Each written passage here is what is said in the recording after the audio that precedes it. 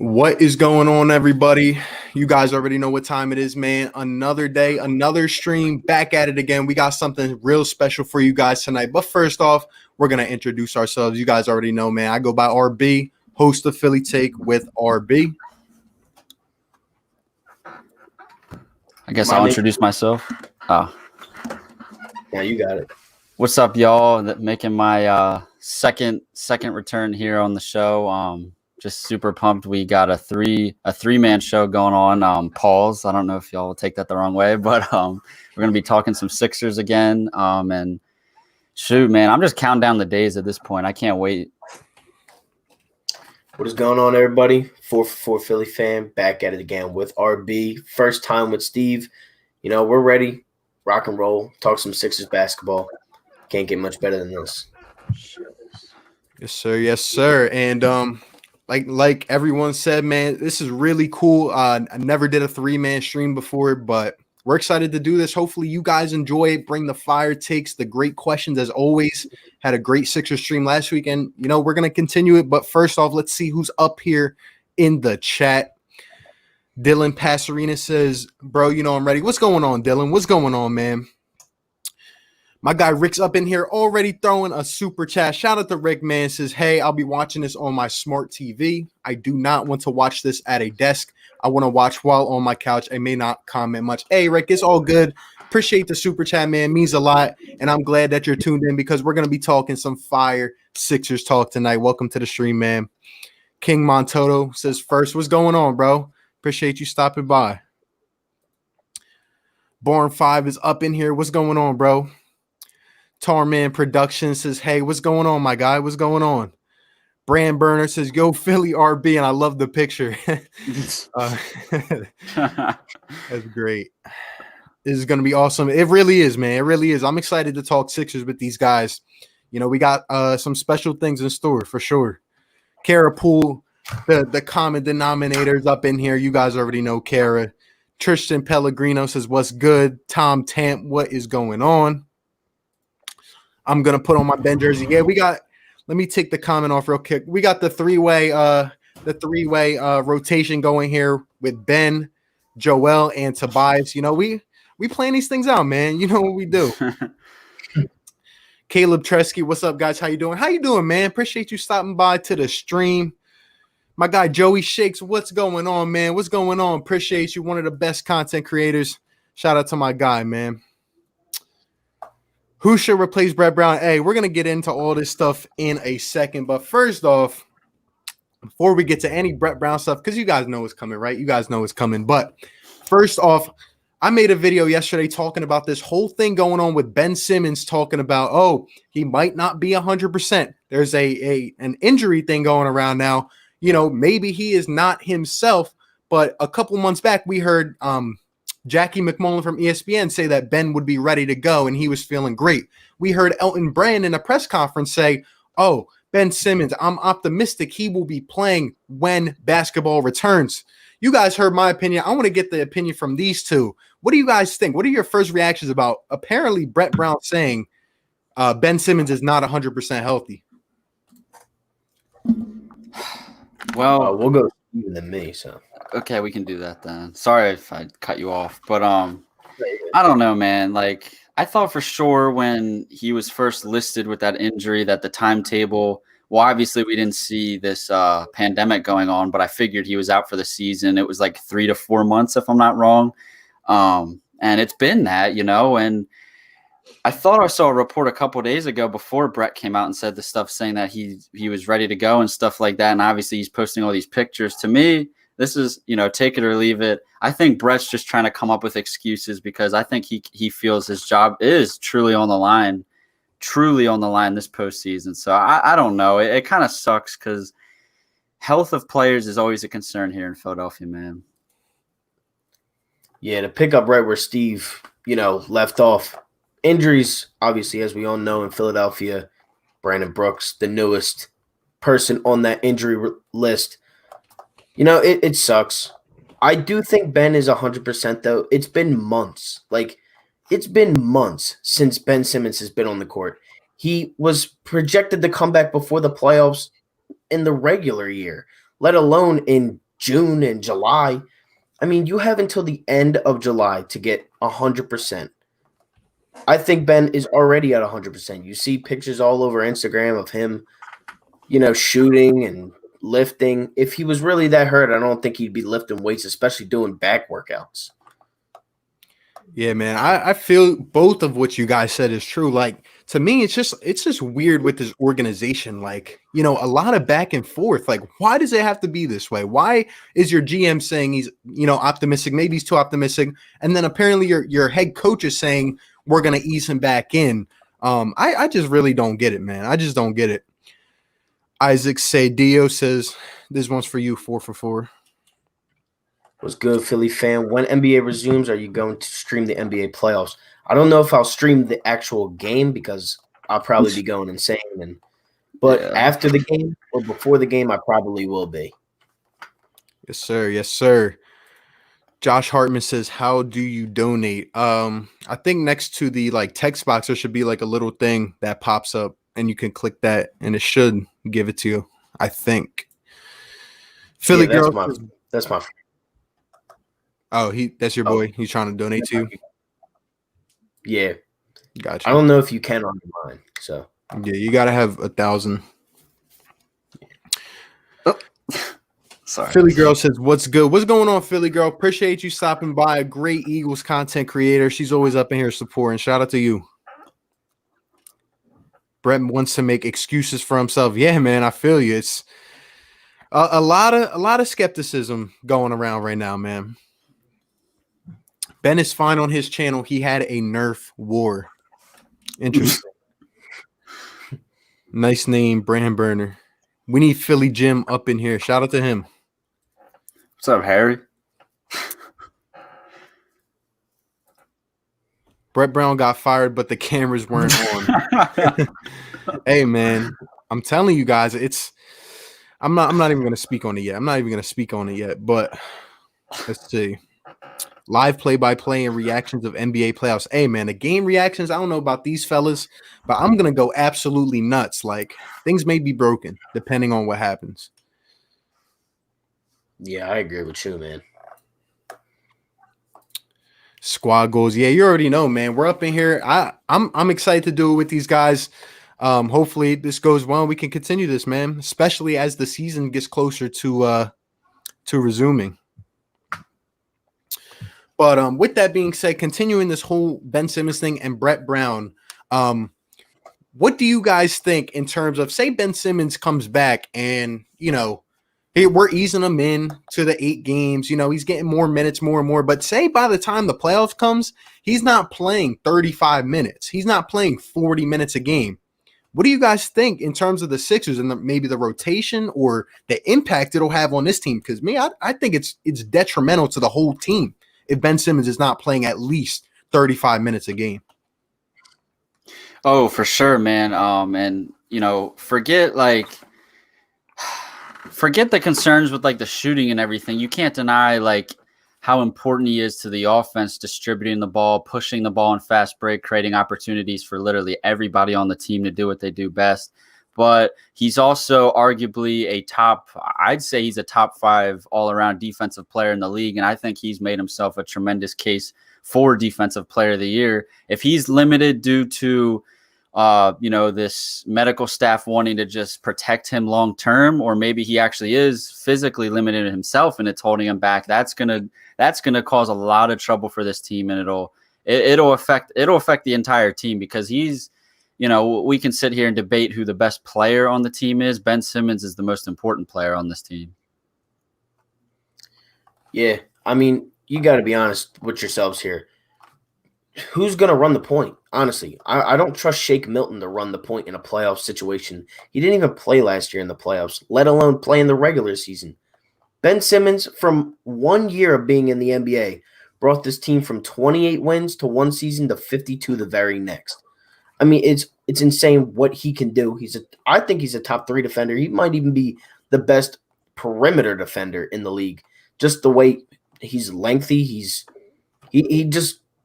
so good at defense. I don't even just words aren't describable for the way this man plays defense. Yeah, I absolutely agree. And You guys really hit the nail on the head right there. Nothing really more I can add. I mean, if Ben Simmons doesn't play, this team's in bad trouble, man. We'll go around and we'll answer this question.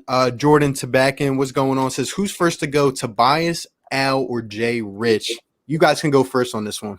I'm assuming as in like moving like trade-wise or something like that. Yeah, like probably getting rid of one of them. I think it would have to be Al Horford, but I almost feel like, believe it or not, as much as I love Jay Rich, he would be easier to move. But I think it's Al Horford. Yep. I think it could be two of the three at one time. I think Horford and Richardson could be moved in the same trade, honestly. But I think the centerpiece of the trade and what your question is who's first to go. I think Al Horford is going to be the objective moving piece out of these three guys, especially if Josh Richardson's even a part of the trade package. I think it's going to be centered around Horford's contract. Yeah, man, I agree with that. And, you know, I'm not trying to get into these fire takes yet, but what if I said all three of these guys might not even be on the Sixers next year? You never know, man. But just something to think about. But I'll go with Al. Isaac, what's going on, bro? He says, we need Booker. Hey, man. We could send the Phoenix Suns, 3 first-rounders, in my opinion. If we get Devin Booker and we have him under contract here, this is an automatic championship contending team. Automatic.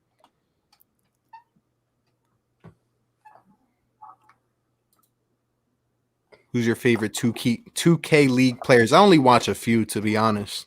I don't know about these guys. Damn, I don't know anybody off the top of my head. I more so just know their faces rather than their names. Yeah. This is a good one. Use one word to describe Brett Brown. I'll go first. I mean, I'll use 3 words. I'll just say not the answer. Just not the answer. You know what? I'm not holding back. Brett Brown is soft. Wow. I'm not against it. I'm going to say it's painful. He's literally painful to watch coach there. Pointing his fingers at the refs to call a timeout. Man, take a seat. I like it, man. I like it. I want to say what's going on to Jeff up in the chat. What's going on? Philly Talk Podcast. Appreciate you for tuning in, my guy. Go ahead and check out his channel if you guys have not yet. Says, how is Ben? Not 100% yet. Shaking my head. Yeah, man. I really don't know what to believe. We're hearing the back and forth, but then again, it is the Sixers organization. So it's like, do I really expect different? Crazy, man. King Montoto says, just asking as a question, why is Brett Brown a bad coach? I mean, we could go on all day here, but we'll just go 1 and 1 around the table. I'll start it off. Brett Brown is a bad coach because he cannot elevate talent. He does not hold his guys accountable. I mean, Steven just talked about it, saying that he's soft. You got superstar level talent like Ben and Joellen and Bead. And these guys come out one night and they're ready to rock. And the next night they just look like rookies. And no one guides them in the right direction. So I just think he does not hold them accountable enough. Yeah, I personally don't think he's like a bad coach, but he's not necessarily good either. I think he's probably right around the middle of the pack as far as coaches go in the NBA. He just so happens to have a pretty talented team around him. Now, I know we finished with the 6th seed as it currently stands and stuff like that. His talents don't really show unless he's coaching a team full of development guys. He has shown he can't really coach a team full of star players. I mean, that's just kind of proven now. He's always going to be a middle of the pack kind of guy. And I don't care that he was on the Spurs coaching staff. He's not Greg Popovich just because he was on that coaching staff. You know what I mean? So that's how I feel. I mean, it's just ridiculous. Brett Brown literally gives everybody in Philadelphia headaches every time he coaches a game, especially on the road. Like, his game plans are just never up to the game speed. He's always a step behind the other coach. And especially, the 2 coaches that come to mind first that he's definitely a step behind is Brad Stevens, because I feel like even though we still were 3-1 against the Celtics this year, I still feel like Brad Stevens outcoached Brett. I just think our team was a little bit better as a roster. And then Steve Kerr. we played a bunch of bums and we still lost to the Warriors. Like that's embarrassing. Yeah, it's terrible. Shake slander is not tolerated. Hey, we're not throwing dirt on Shake's name, man. I just think he's a little bit young and inexperienced, but we're gonna need him to knock down shots for sure, man. Ben Simmons will be shooting threes by August. That's his type of shot. I mean, if it happens, it has to happen sooner or later, right? That's another thing. Like, why is he not shooting the ball yet? I just don't get it. I just don't get it. What's going on, Bashir Randall? Appreciate you for stopping by. Another content creator. Guys, go ahead and check him out if you have not yet. Appreciate you for being in here, my guy. Philly Talk Podcast. Glad I didn't release my Ben Simmons and Joellen Bead video yet. Got to talk about Simmons not fully being ready. What you think? And yeah, that's pretty much what we started this off on. I mean, for me personally, like I said, I just do not know what to believe at this point. You have your GM saying one thing and this reporter saying one thing, and then you got another reporter saying this, and your coach saying this. At this point, I feel a lot less hopeful than I did 2 days ago about the Sixers, because if this has any validity to it, like I said, people, like to come at Simmons just because he can't shoot yet, but he does so much more on the court. He runs the team, and him and Joel Embiid are so important to this team. I mean, would the Kings do Al, J. Rich, Zaire a first and a second for Buddy Hield and Corey Joseph? The Kings would do it. I don't know if we would, though. I think with the first rounder, they would. I actually think so. This was a trade I actually had in mind because I really want Buddy Hield on the team. I never envisioned giving up Jay Rich in the deal. It was always Al, Zaire, and whatever draft capital they really wanted. So I don't know. It's hard to say. I think the Kings would, but I don't know if the Sixers would, to be honest with you. Interesting. Yeah, I mean, I had the trade up on my channel. I did the exact same trade because it was on Bleacher Report, and they actually added Harrison Barnes in there too. But I'm sorry, but I'm not giving up 2 starters for one starter, because I don't think Harrison Barnes starts on this team, and I don't think Corey Joseph even makes the team. I think he gets cut. So I'm not trading a first, a second, and 2 starters for one and a bench player. Yeah, I agree with you. And I think that trade that you're talking about, someone else included Harrison Barnes, but to me, Harrison Barnes is not that guy who you can really count on, like he's streaky, but in the end, it's Harrison Barnes. So yeah. 4 words to describe Brett Brown: acts like a what. I don't think Corey Joseph is that good. He's a good, role type player, but he is getting up there a little bit. He's filler. Yeah, Corey Joseph's just filler. I feel you. Who should the Sixers target in free agency? Also, do you think KD becoming a part owner in the union could possibly lead him to wanting to play in Philly? I guess I'll go first. I'll say the Sixers in free agency. I'm going to make a video about this, like who they should target. But let me just tell you guys, we need some depth on this team, and there are some guys out there. Montrezl Harrell, even a guy like DeMar DeRozan, Gordon Hayward, guys who really could come off the second unit and make a difference. So I would just say depth and shooting. And in terms of the KD thing, I don't think it'll have any impact. I can't see KD playing in Philly. Yeah, I'll just touch on the KD thing real quick. I don't know why he's a part owner of the Philadelphia Union or whatever, but I think it's pretty clear he wants to at least finish up the back end of his career in the Brooklyn Nets. As for free agency, I'm glad you hit kind of like my idea on the coffin, basically. I don't think there's necessarily any like big fish you could really get in free agency, but there's guys who could make your team a lot better and turn you into a legitimate contender, good bench pieces and stuff like that. But I think as far as if you want to bring in some like big production type guys, you're going to have to do that via trade. And it just so happens that the Sixers are kind of tied up to a bunch of their, starters and stuff like that. It's going to be hard. And Al Horford's like the only guy they would really want to swing. And I don't know how much value he has. So it's going to be hard, man. It's going to be stressful times. Yeah, I mean, the KD thing, that's not going to happen. We all know that. First of all, I think he'll be like, 35 by the time his contract's over in Brooklyn. I'm not signing a 35-year-old Kevin Durant who might not even be the same player, who's already losing a year out of that contract. So I'm not paying Durant because he's still Kevin Durant, so he's going to get money no matter where he goes. I'm not paying him. But yeah, same thing with RB with the free agency talk. I do have some videos planned, but I think you're pretty much just tied down with Al Horford's contract. I don't know how many moves we can do. Yeah. Yeah, it's going to be rough. It'll definitely take some intelligent restructuring for sure, but guess we'll have to see and wait, see what happens. Oh, that's for him. Let's see. Kings, in my opinion, are rebuilding. Yeah, who knows with the Kings, honestly. They've been rebuilding since like 2004. Harrison Barnes and Tobias wouldn't work. They're way too similar. Yeah, I don't want Harrison Barnes on my team. At this point, I'm almost skeptical based on the contract we gave Tobias, but I feel you. Joseph is better than Neto. I'm better than Raul Neto. Come on now.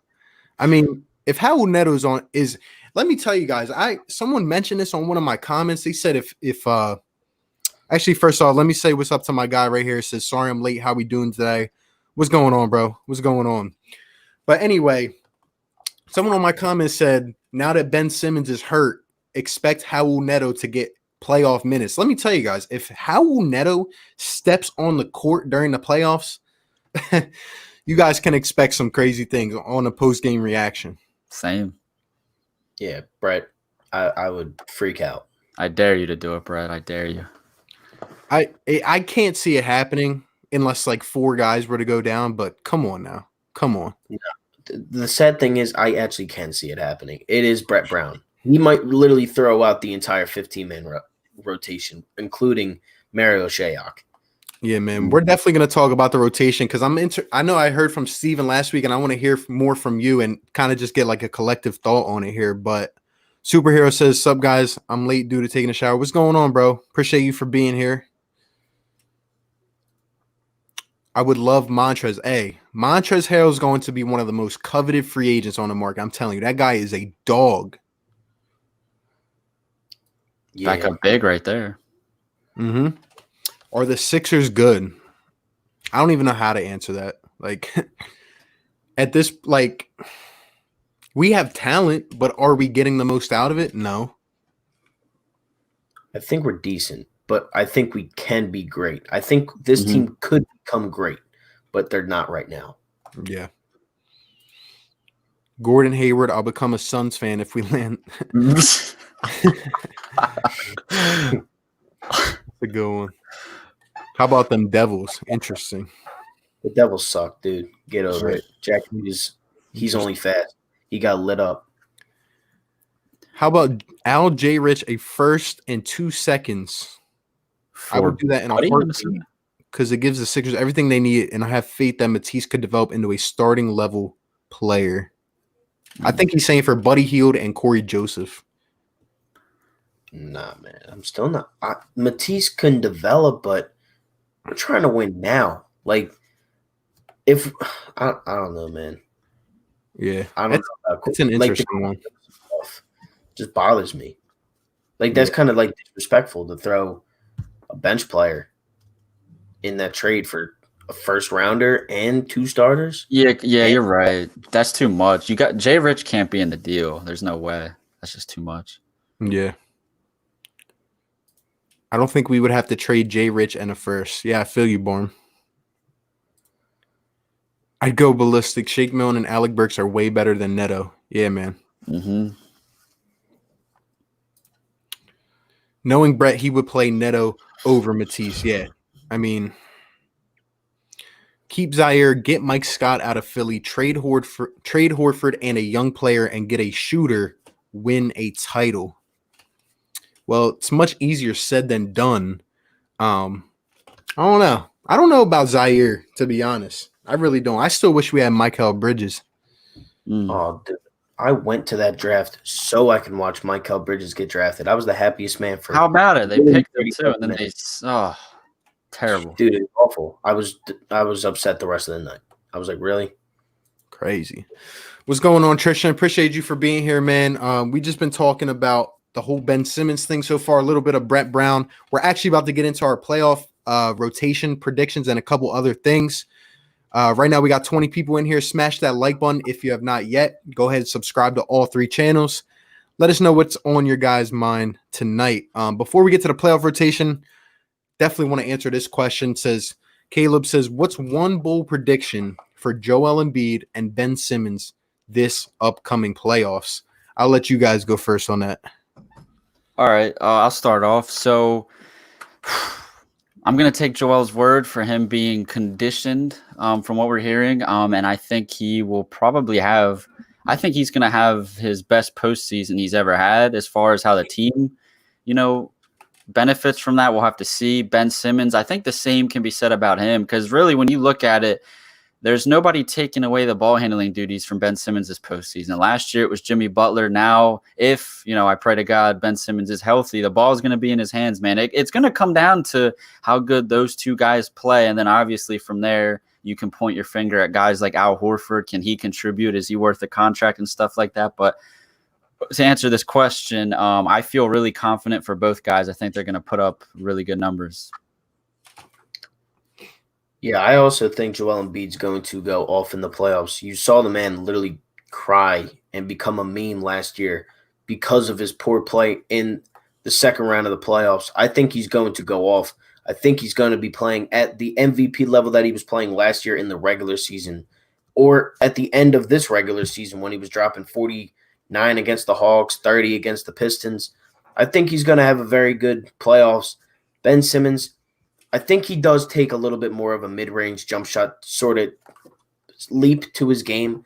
I think he shoots a little bit. I don't know how much it's going to work just because I don't think people are going to overcommit on a guy that might not even make a jump shot if he shoots it. But I think he does shoot the ball a little bit more than we've seen in the past.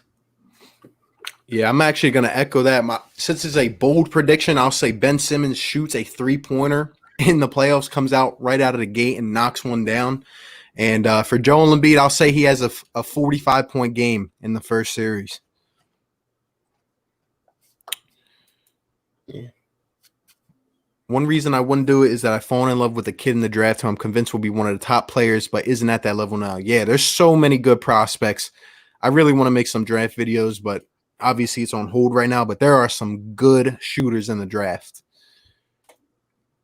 I hope Brett gets fired. Yeah. We all do. Did you play sports? And if so, what and how far did you go? I was a baseball and basketball player. Just played in high school. Didn't go any further. But I used to play like travel and all that. Yeah, I played mainly basketball and football throughout high school. I had made the NBA, but you see the cameras weren't on at the time. Yeah, I heard Brett Brown's got a spot for you. Yeah, shoot. If you can play ISO ball. Or you got a spot in Kyrie's new league. Yeah. But yeah, I played football, basketball, and lacrosse, and yeah, didn't make it any further than high school. Mikal, my guys, but not trading Z would be a massive mistake. I don't know about that. We got to see what Zaire develops into because right now, I mean, we've gotten nothing from him. I'm not even going to bring up some of the other draft names. You guys know we need to hit on the draft. Mm-hmm. I was a Mikal Bridges detractor. He lacks the handle to really be a high-level player and isn't even shooting well to fit the Covington profile. Yeah, I just think he would be at least a suitable bench piece given what he's done on the Suns. Just my opinion. And I know he loves Philly, so. Mm-hmm. I think he would actually do better here. I mean, who's really passing the ball? Rubio? I'd rather have Ben Simmons passing me the ball than Rubio. Yeah. Glad I was right there, and Bridges not being the kind of player you pick 10th overall in any draft. Yeah, I feel you. I would cut off my arm and mail it to Vlade Divac if that's what it takes to get Buddy healed. Yeah. Buddy's going to be a big trade target for the Sixers. Be ready for it, for sure. Yo, RB444 and Stephen Conrad just got here. What's going on, Joseph Simmons? Appreciate you for popping out, man. I know you've been making content too, guys. Show him some love. Appreciate you for being here, man. Wait. Too bad we're not utilizing Harris as well as we should, and thereby we missed out on the Suns pick. Yeah. Things got to get straightened out, man. If the Sixers disappoint this season and next season, would you say that it's time to make some big changes and or rebuild again? That's an interesting one. I'll just give like my short take on it. You got to give me a new coach before I go ahead and move Joellen and Bead or Ben Simmons. I mean, we could talk about this later on if you guys want, but I'm not moving really too much. I mean, obviously we need more shooting, but I'm not moving one of the big guys until we see them under another system, an experienced head coach that I know can elevate them to that next level. That's just my opinion on it. Yeah, I couldn't agree more with that. You can't. You got to stick to the guys you tanked for all those years, the 2-star players you have before you ever consider trading any of them. Yep. I'm not trading Ben. Ben and Joel are the only 2 untouchable players for the rest of their careers. I don't care if Ben can't shoot. I don't care if Joel's not averaging 30 points or 27 points or whatever. They're not getting traded off this team. You had 10-win seasons because of these 2 guys.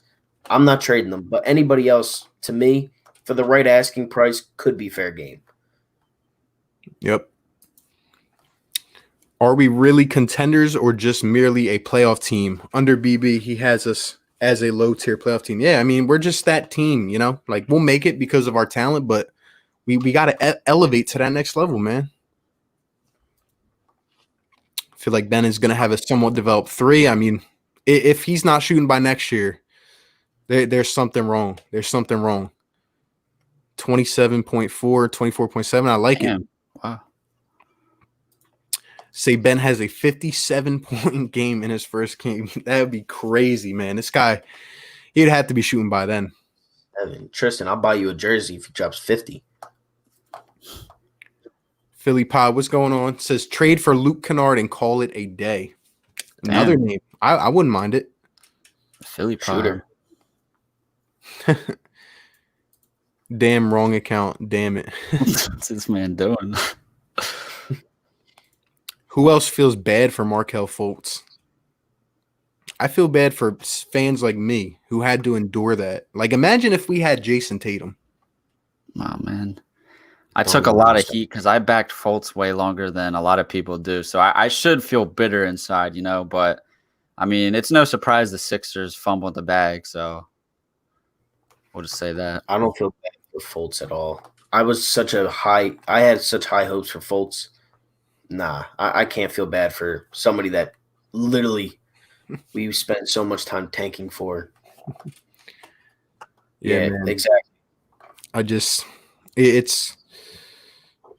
hard. It's hard to endure and just think about, honestly. There he is, says we back. There we go. Nice profile picture, yo. What's going on, Victor Williams? Appreciate your work, man, on Twitter. I'll be seeing you. Let's see. Give me some feedback. Starting 5 for next season: Ben, Shake, Thibault, Tobias, Joel off the bench. Good point, rookie. Aaron Nesmith, Ferk, trade Horford for Kevin Love, and Pell at the 5. Well, that would be assuming we draft Aaron Nesmith. I'm telling you, I made a video about him. He's a dominant shooter. He's going to be very good. I kind of like the lineup. I just off the bench Ferk might need a little bit more shooting. Wrong. My bad. I read that wrong. So did I. I thought he said Joel off the bench. I'm like, yeah, I don't know about this. I mean, it's good. I just still think we need a little bit more, you know? If I'm moving Horford, I want to get a perimeter player. I don't want, like, Kevin Love is, I mean, he's like Al Horford, but, like, take away the defense and he's a better shooter. Like, I don't know. I'd rather get a guard. Yeah, so same thing with me. I mean, if you're trading Horford for a big, I mean, I guess just go to Detroit and say, yo, give me Blake and Kennard and figure it out that way. If I'm trading Horford for a big straight up. Mm-hmm. Yeah. Should have traded Ben for the best player in the NBA, Kawhi, when you had the chance. Damn. I really don't think we had the chance. But where's Kawhi now? Like, he left, so that's a waste. Yeah, I don't know. Tobias. I mean, you might have Jimmy still, but Jimmy's problem was with Brett, not Ben or anybody like that. Yeah. 2K or Madden? I know y'all used to play both, but what are you better at? That's a hard one, man. I'll probably say 2K for myself.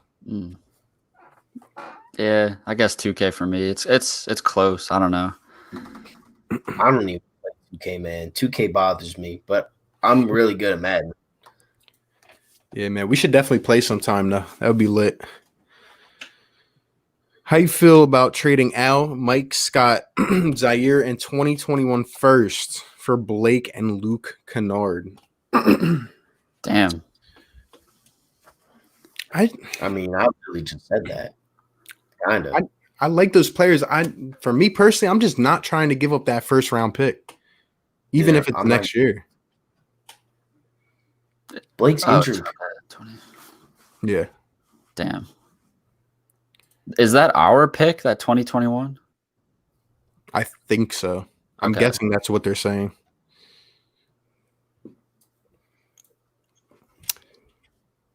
Think BB would have done more with our talent. Feels like Chip Kelly all over again.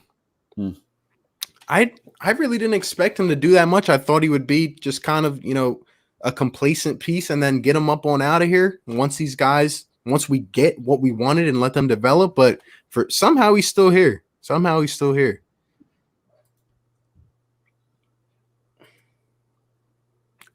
Shane's camping vlogs. What's going on? Just says Okafor.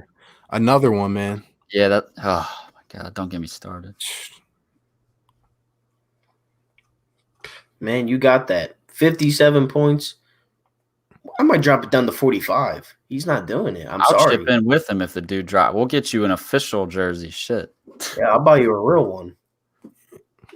These comments are coming crazy right now. Again, guys, if we don't hit your comments, just comment them again, and we'll get to it for sure.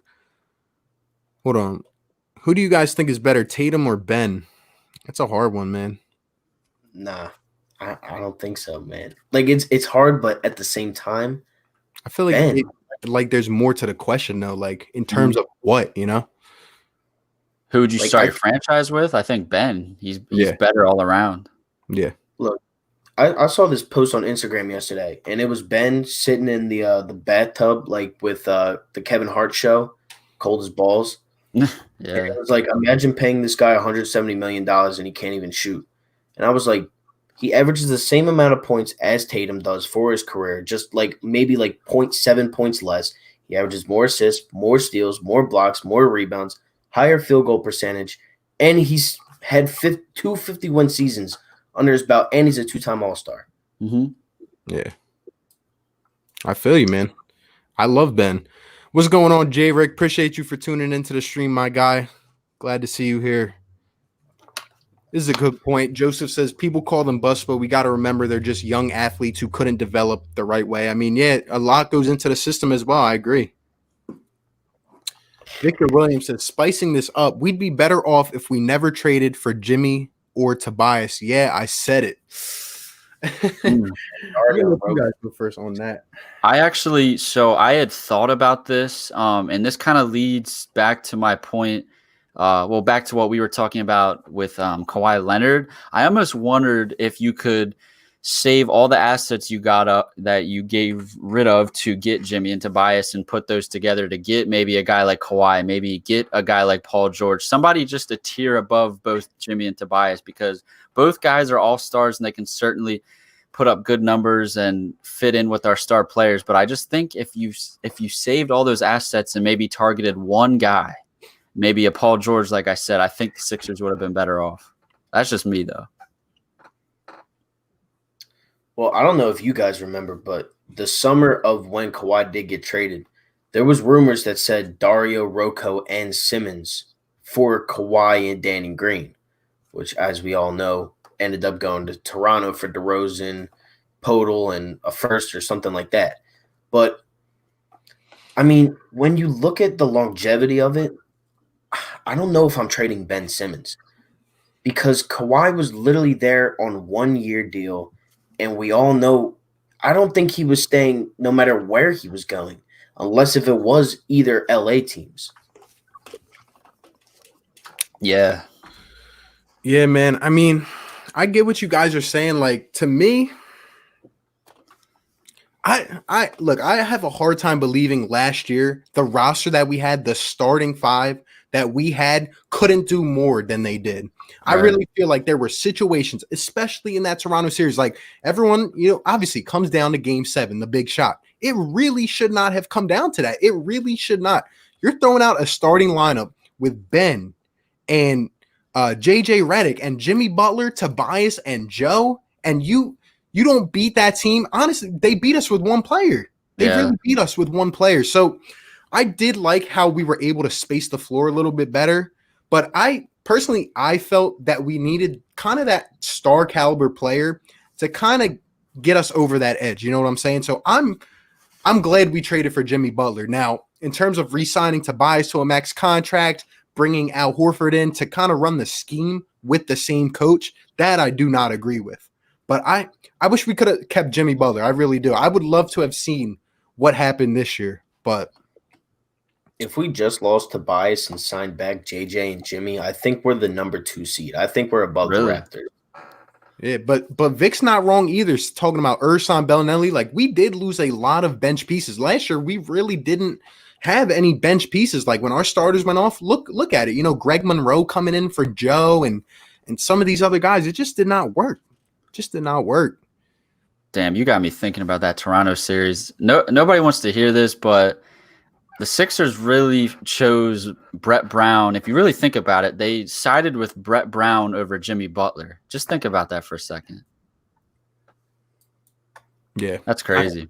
Dude, that's the thing. Nick Nurse is a good coach. Why do you think this year they lose Kawhi Leonard? We are a much more talented team than the Toronto Raptors. But look how them boys play defense. I mean, they are enticing every single minute of the game.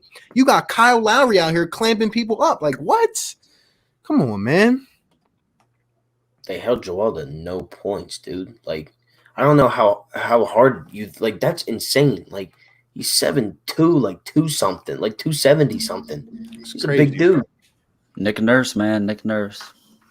Do you consider yourselves a part of Mike Scott Hive? Hey, I appreciate Mike Scott. You already know.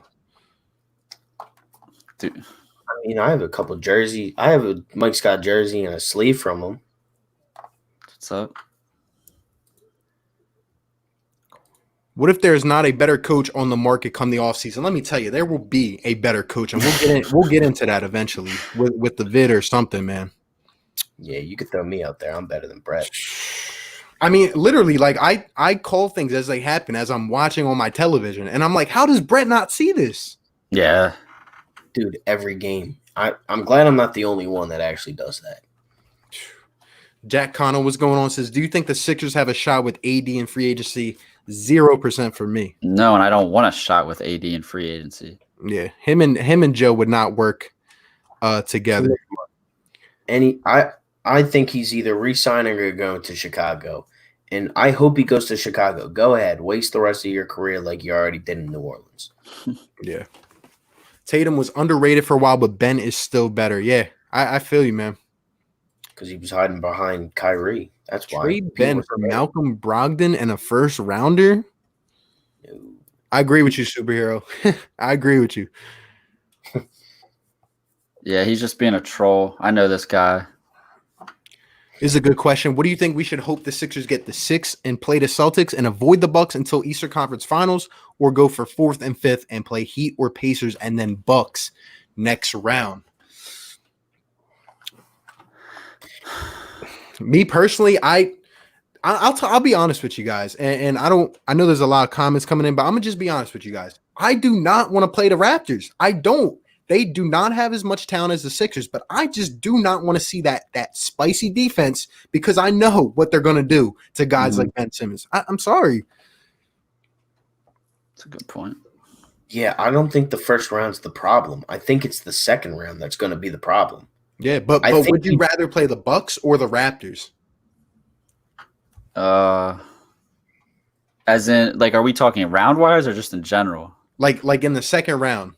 Oh, man. Whatever happens in the first round, say we play Boston or the Pacers, would you rather play the Bucks or the Raptors in the second round? I'm leaning towards the Bucks. I'm being real honest with you guys. Damn. I see an argument for both. Like I hear you what you're saying about the Raptors.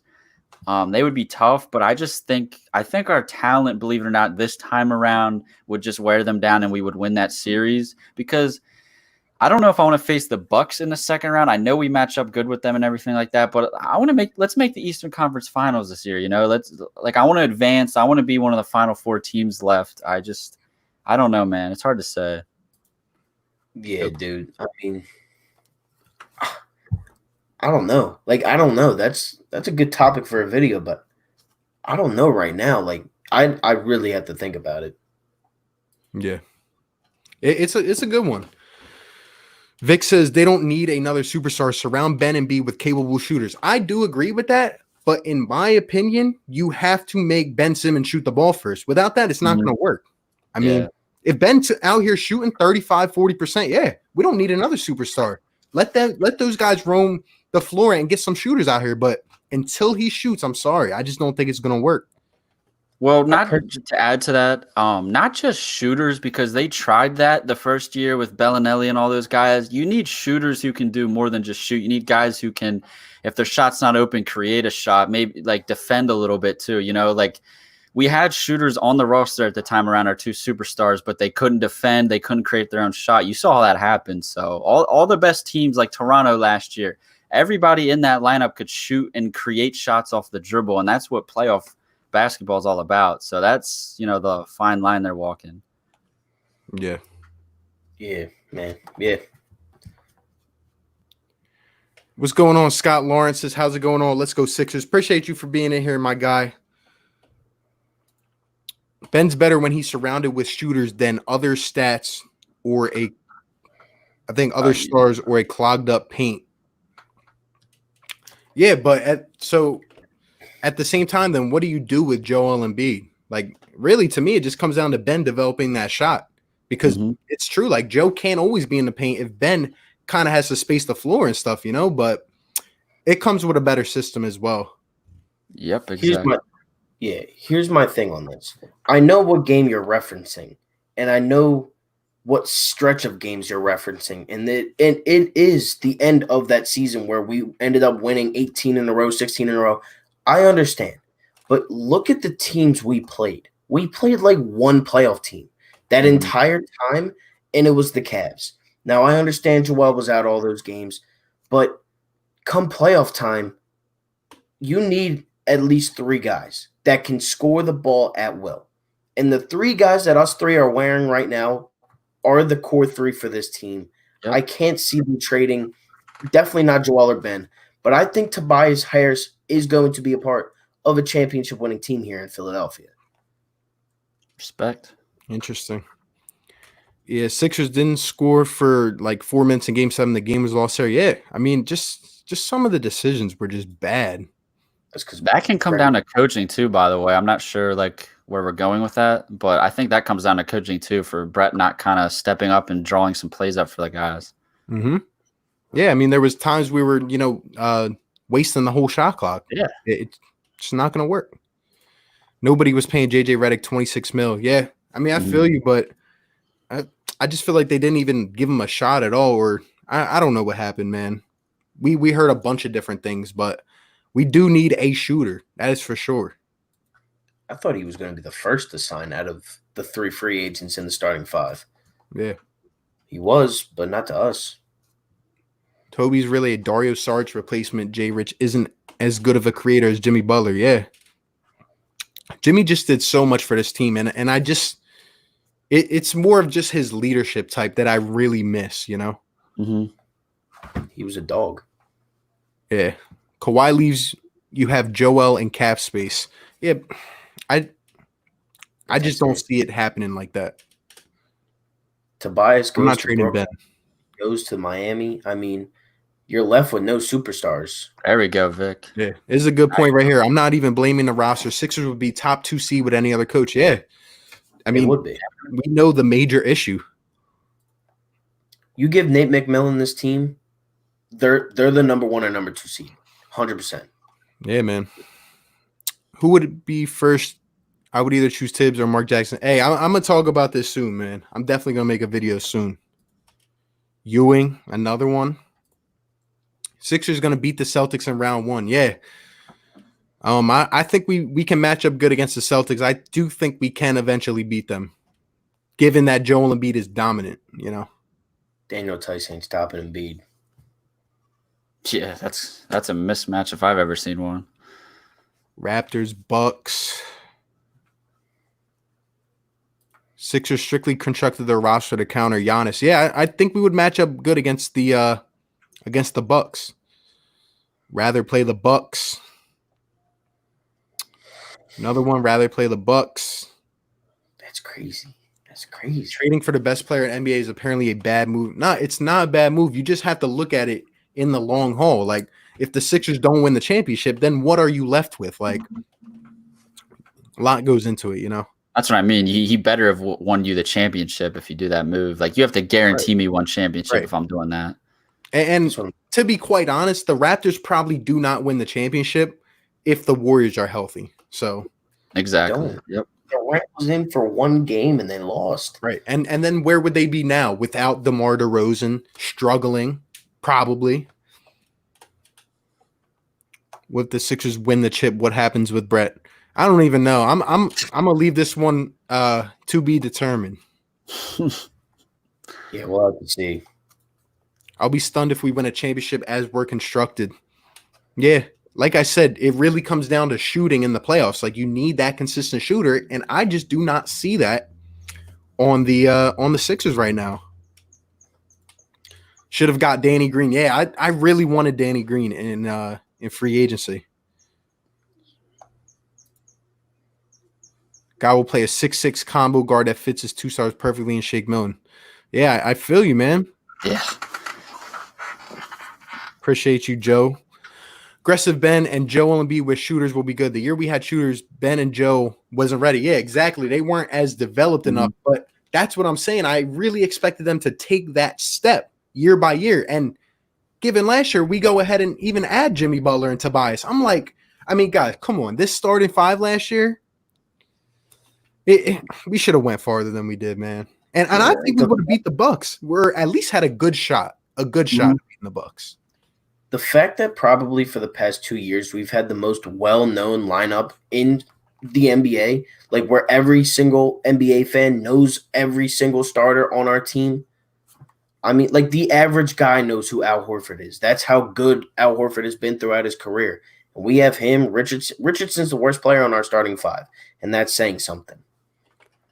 Yeah, man. I feel you. Brand Burner says, who would the first choice be for our next coach? Like I said, man, I'm going to make a video about this, so definitely stay tuned for that. This is a good question. I've been seeing a lot of things. Says, do you think the Sixers will play like they are away because they're in Orlando? Like, I want to get your guys' thoughts on this, and maybe everyone in the chat, like, do the Sixers, like, okay, we're not at home, right, where we're 29-2, but at the same time, we're not really going on the road. You know what I'm saying? So, I don't know. What do you guys think? How will this impact this neutral site location for the Sixers to play? I mean, I think if anything, I just think this whole situation benefits this team. I think if this whole pandemic never happened, I think this Sixers team was well on their way to having another early playoff exit. As bad as we feel about the coach and the way this team is constructed, I feel really good with just how this postseason is going to play out, because nobody's going to have a legitimate home court advantage. And I know they're having like those 8 regular season games or whatever before the playoffs. There's going to be so much rust. And I think that benefits a team like the Sixers, who are going to be a really physical team that doesn't really rely on like finesse type of play. Like, I don't know. We may be surprised. They could really shock the world. So who knows, man? Yeah, I don't think there's a factor of them being away here. I think they even it out. I think they take their skill that they have at home and the just the absolute trash that they have on the road. And I think they kind of combined it together, and good and bad create an okay team. But I think that's when skill takes over. And as long as Brett Brown just doesn't mess this up, I think the Sixers have – I agree with you, Steven. I really do think they benefited from this a lot better than most teams would. Yeah. I think that, like you guys said, when they come back, it's going to take some time to get that chemistry and those shots down. So maybe it does help a team like the Sixers. But I mean, we got to play defense, guys. You know what I mean? Like that was kind of supposed to be our identity. Hopefully, we can get that all figured out together. Here's a trade Alzai and second for Buddy Hield and Corey Joseph. That wouldn't be too bad. I would do that one, but I don't know if the Kings would. Yeah. JJ Redick. Let's see. Philly 559. What's going on, bro? I need DeMar in a Sixers uni flinging up mid-range jumpers off the bench. You literally suggested the best basketball idea I've heard since quarantine. Yeah, it's definitely going to come down.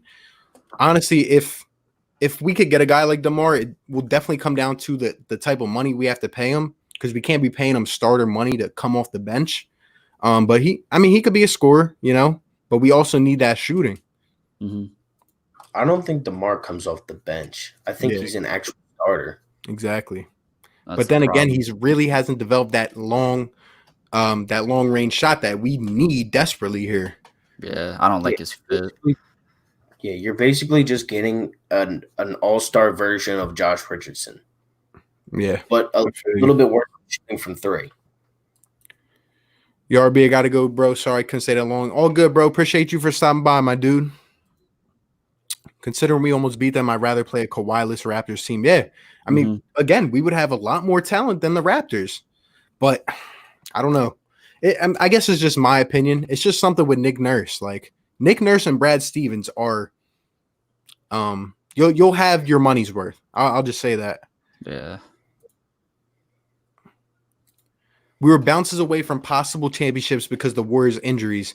Joel Embiid not sick, we don't take it to 7. I absolutely agree. I think and that's another thing when it comes to Brett. I'm not trying to throw everything on Brett, but I'm just speaking the facts. Like, I know you guys remember that one game where they said Joel had called Brett like early in the morning and said he wasn't feeling well, and Brett still threw him out there and he played absolutely terrible. I think he was sick for like 2 or 3 of the games. And I mean, yeah, it made the difference. I have a feeling we have a good shot against the Bucks. We definitely beat the Warriors if they don't have the guys that got injured, Yeah, I agree with you. I think we play like we're home. Yeah.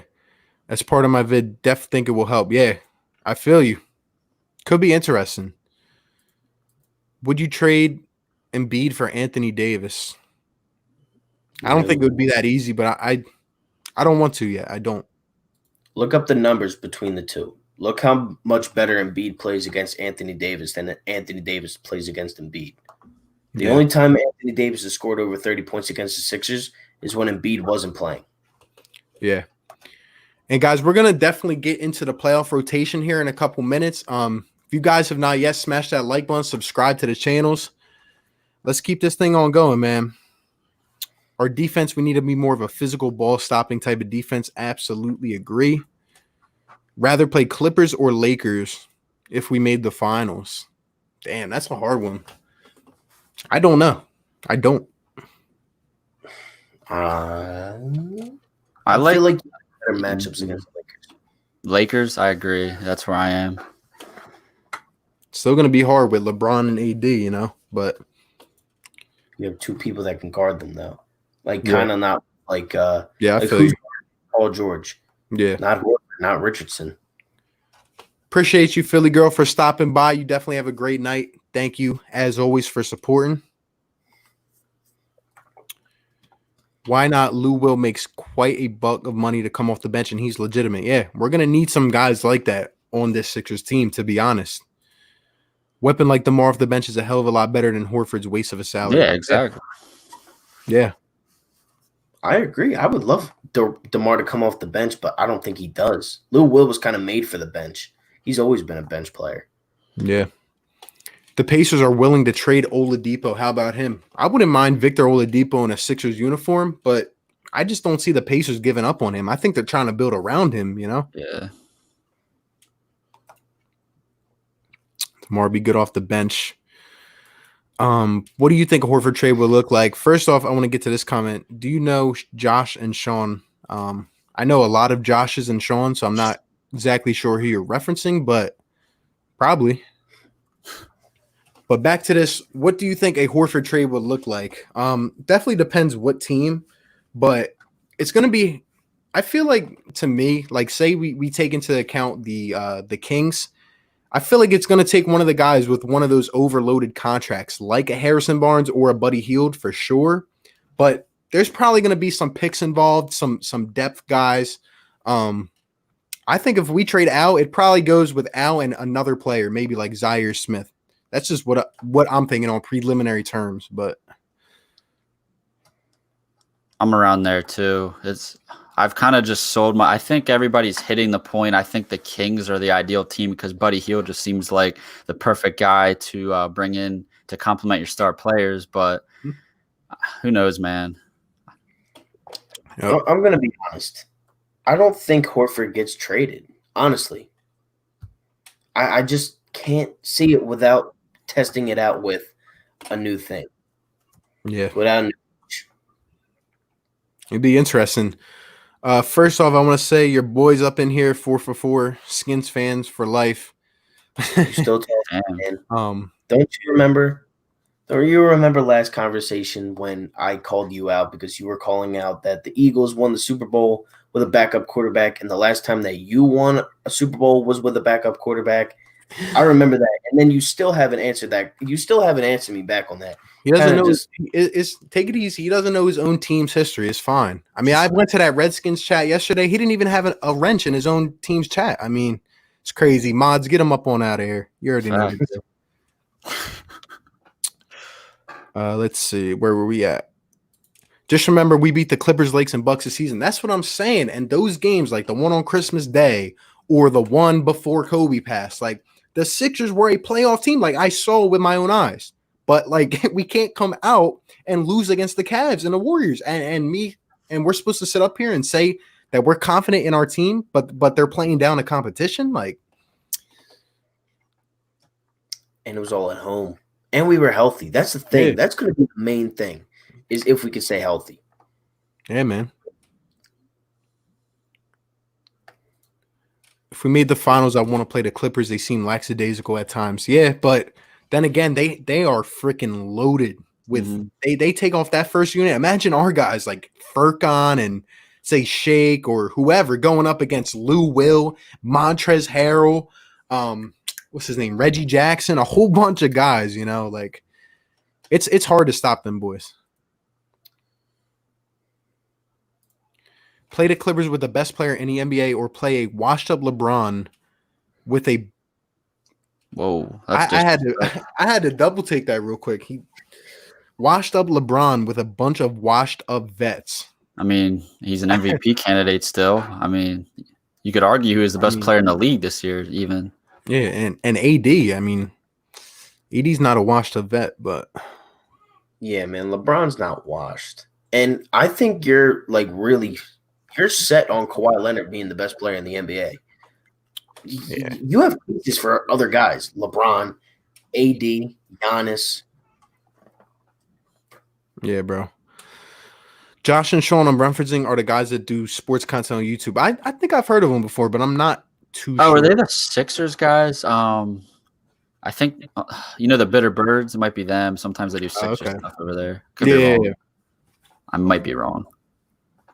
I've definitely heard those two names together before. Mods, please do your job. Yeah, I feel you, bro. Upset Redskins fan in the chat because his team hasn't been relevant in 9 years. Yeah, I kind of forget that they're even in the NFC East sometimes, just being honest with you. I mean, they're kind of just like practice games for the Eagles. They haven't been relevant even longer than 9 years, man. Facts. Where do you guys think Beal will get traded to, and should we target Beal? I would absolutely love Bradley Beal if you did not have to give up Ben Simmons or Joel. Like, given that contract, given he's under protection, right? I would not mind throwing in a first for Bradley Beal if he wants to play in Philly, but I just think he wants to play in Washington. For some reason, I just think he doesn't get traded. Yeah, I think it may require giving up. I got a question for you guys. Would you give up Tobias in a package for Bradley Beal? Okay. Yeah. Yeah, it's hard, but I would. Oh, absolutely. Would you do this? Would you do Tobias, Matisse, and a first for Beal and say Satoransky or one of those guys on the bench. I don't even know if he's there, or Bertans or whoever. Damn. I'm sorry. I can't give up Matisse yet. I can't do it.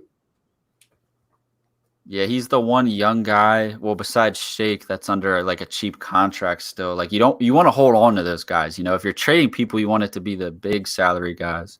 I mean, imagine a team like, you know, Matisse developing into that 3-and-D guy. I mean, I could see him as defensive player of the year based off his credentials so far. And, you know, you can put Matisse on one of these scores, and then you can put Ben Simmons on another prominent scorer on a team. And then you have Joellen and Bead. Like, I just think that's going to be hard to penetrate through if you're an opposing offense. Mm-hmm. Bradley Beal's the killer we need on offense. Honestly, I would trade Tobias, Richardson, and a first for Beal and somebody else. You'd have to throw in somebody else to make the contracts work, but I would trade 2 starters for 1 and a bench player, and I'd give up a first. Absolutely. I feel you there. Still can't believe we lost to the Warriors without their star players. I mean, yeah, we were playing G League players at that point. That was the first live I did with Philly Mike, and that was a pretty funny one. Damn, y'all must have been pissed. Y'all were live during that game? It was like after the game. It was our first live. Me and Philly Mike just collabed, and boy, that was a funny night. That was a funny night. Will you ever do an ASMR video talking about the Sixers? I'm sorry, I cannot do ASMR. I just crack up every time. Yeah, man, I would. First of all, if I'm watching the Sixers or talking about the Sixers, there's just no way I'm going to stay quiet. Mm-mm. Yeah, that's like the opposite of what us Philly fans do. We lost to the Cavs, yeah. Lakers-Sixers matchup pretty even in terms of rosters, youth versus vets. Yeah, I would like it, you know. A washed-up LeBron that leads the league in assists, right? I mean, it's still Bron. I mean, you guys are coming crazy right now. I'm liking all these comments. Barn 5, are there still Skins fans in the world? That's a great question. Hot take, Horford is going to ask or demand a trade. I could see it happening. He doesn't look happy here. Clippers matchup is too dangerous for a lot of times if everything clicks. Yeah, man. I don't want to play Kawhi. I don't care about the other guys. I don't want to play Kawhi. Kawhi beat us last year without Paul George. Like, the second best player on the team at the time was Kyle Lowry. I'm sorry. I'm not laughing at you. I'm laughing at this guy. Yeah. He's back in here. I know he's upset. I mean, damn. It's a lot of shit for being at the bottom of the division, man. What does a crime rate have to do with an NBA team, dude? You're dumb, bro. Come on, stop that. It's just funny. Like, it's just funny. I don't even want to, like, yeah. That guy's a goof. If you're gonna talk smack, at least talk about the Nats or the Caps. I mean, you're talking about 2 teams that haven't won a single thing since forever. I would like to acquire Beal, play premium price. Beal's like a combination of Jimmy and Klay Thompson. Yeah, Beal is lethal on an offense. I mean, him or even this, Joseph Simmons says, I was hoping we go after Zach LaVine, another guy named as a target. Boy, Zach and Ben in the same half court. Oh, my gosh, dude. And then you start to look at, like, do we move Ben to the 4 or do we even just play positionless basketball at this point? Like, there's a lot we can do with another superstar up in here. I think LaVine wants to play here. I mean, you saw his comments a couple months ago, and they were like, yo, I would love to play with, like, a pass-first point guard and a dominant center like Embiid. Like, dude, I would take you any single day, LaVine. Come on over. Yep. Hell yeah. You got to join my live if you want me to give you a wrench, bro. Yeah, I'll figure that out if I go live sometime. I got you, man. I'll remember. Think Brooks getting injured was karma? No. Nah, it's not karma. Do Sixers fans regret letting Jimmy Butler go and keeping Tobias? Me personally, I think we re-signed Tobias because we were scared. Like, imagine how Philly would have erupted. I remember the night Jimmy Butler left. We were pissed. And I was kind of on the edge of my seat. I'm just waiting and waiting. Moves being made. I'm like, is Elton Brand going to do something? Is he going to do something?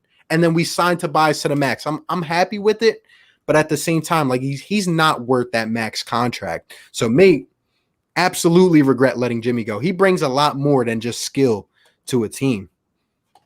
I do regret letting Jimmy go, but I also regret not getting enough for Jimmy Butler.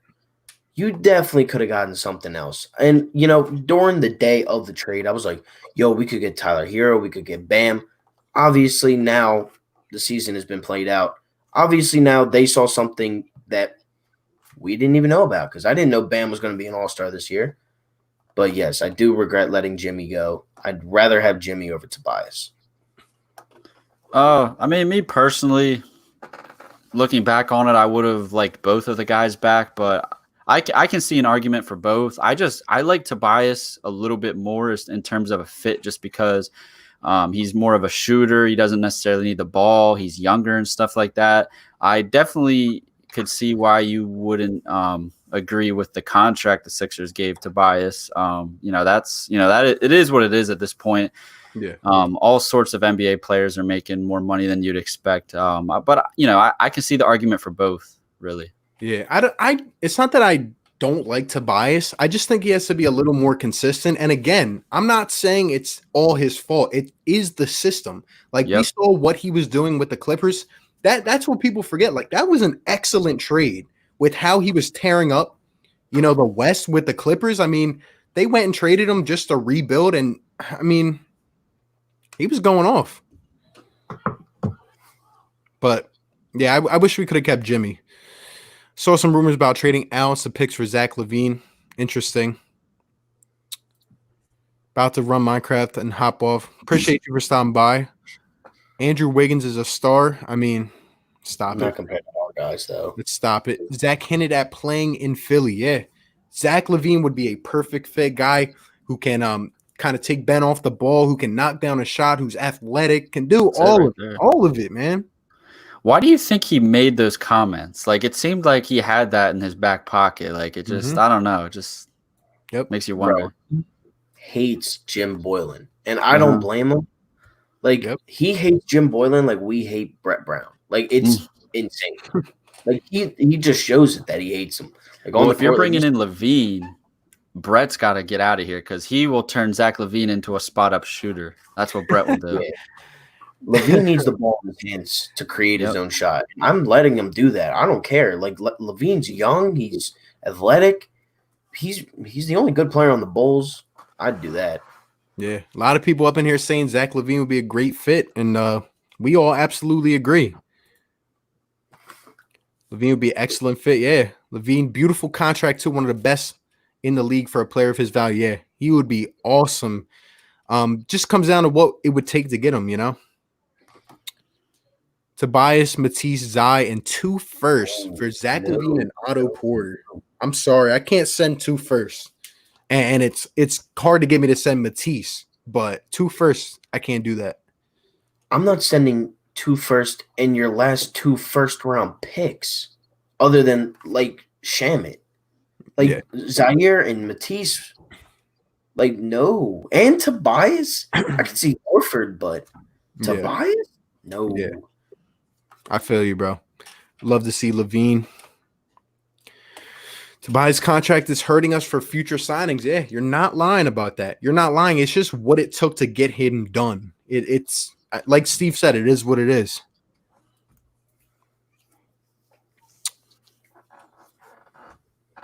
What night does 4 for 4 go live? Sundays, right? Yeah, I'm live right now, though. You could just hop onto my stream, and I'll give you a wrench if you just comment real quick. Yeah, guys, we got 25 people in here. We are live on 2 channels. Philly Take with RB, 4 for 4 Philly Fan. Given the software, we can only go live on 2, but we'll be alternating it. Given that we do this again. Signed Toby to a max deal, but he's not a max tier player. Yeah, I agree. Yeah, I also agree, man. Signed Horford to a high money contract. His age and play make him one of the worst. I mean, at the time, like, I didn't think it was a terrible deal just because I thought they would be utilized much better. And even if you wanted to start Al next to Embiid, how does it take you 55 games to realize this isn't working? Like, I don't know, man. Brett. Oh my god. Appreciate you, my guys. Says I just subscribed. Love your guys' content. Keep it up. Hashtag trust the process. Appreciate you, my guy. Us three are always bringing the heat, man. Always bringing the heat. Sixers should trade for Zach and Laurie. 2 great pieces that fit perfect. He's a good piece. Okay. To go back to that trade now you might have something. I'm not giving you 2 firsts, and I'm not giving you Matisse. I'll give you a first. I'll give you Tobias. I'll even throw in Richardson instead of Zaire. I'll throw in Tobias, Richardson, and a first. You give me those 2. I don't think the Bulls will do it, but I would do it. Yeah.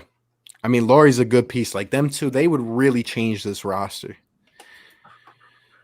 Am I still banned? I'm not sure why you're banned, bro. I'm sorry that happened, but I'm not really sure what happened. I think Toby would be so much better with a new coach. Yeah, like these guys have been saying, like, I don't hate Tobias, but he really, like, someone has to set the initiative. Like, you know what, Tobias, take the ball and go ahead. Like, to me, I just feel like guys are too lost sometimes on this team. Tobias, Matisse, Zai, and 2 firsts for Zach LaVine and Otto Porter. Sorry, bro. I'm not doing 2 firsts. Maybe if you throw in marketing, like 4 for 4 said, but thoughts on the Rams? They'll be average. Yeah. They took a step back. Yeah. I love LaVine since draft day a few years ago. He's developed into a good player, and he'd fit that ball handling need. Absolutely. Hell yeah. It'd be great. He's a better Richardson and not as good as Beal. Yeah. Mm-hmm. I think he's arguably better than Butler, believe it or not, too, with his youth and athleticism. I mean, that's debatable, but yeah. I mean, he's developing into a star. He just keeps getting better and better. Mal, talk to you guys. Appreciate you for stopping by, my dude. Did I miss the Brett Brown talk about Simmons? That was pretty much what we started off on. Overall, we just said, like, this organization is a lot of back and forth, and we really just need to see what happens going forward. Can you give me a wrench, please? I'm not sure who that's to. You got a wrench on my channel, though. I did. I got you, bro. Buddy Hield would be a good fit in Philly. Definitely need more shooting. Yeah, Buddy Hield would be great. All these guys, and then in the draft as well, I'm telling you guys, there are a lot of shooters that we can really target, you know? Tobias, J. Rich, and a first for LaVine. That I'm considering. I would do it, but the contracts don't match up. So now you got to throw in 2 bad. Now you got to throw me a bad contract, which is Otto Porter, because he's not as good as Tobias or Richardson. But I'll take LaVine off you, give me Porter, and I'll throw you a first and those 2.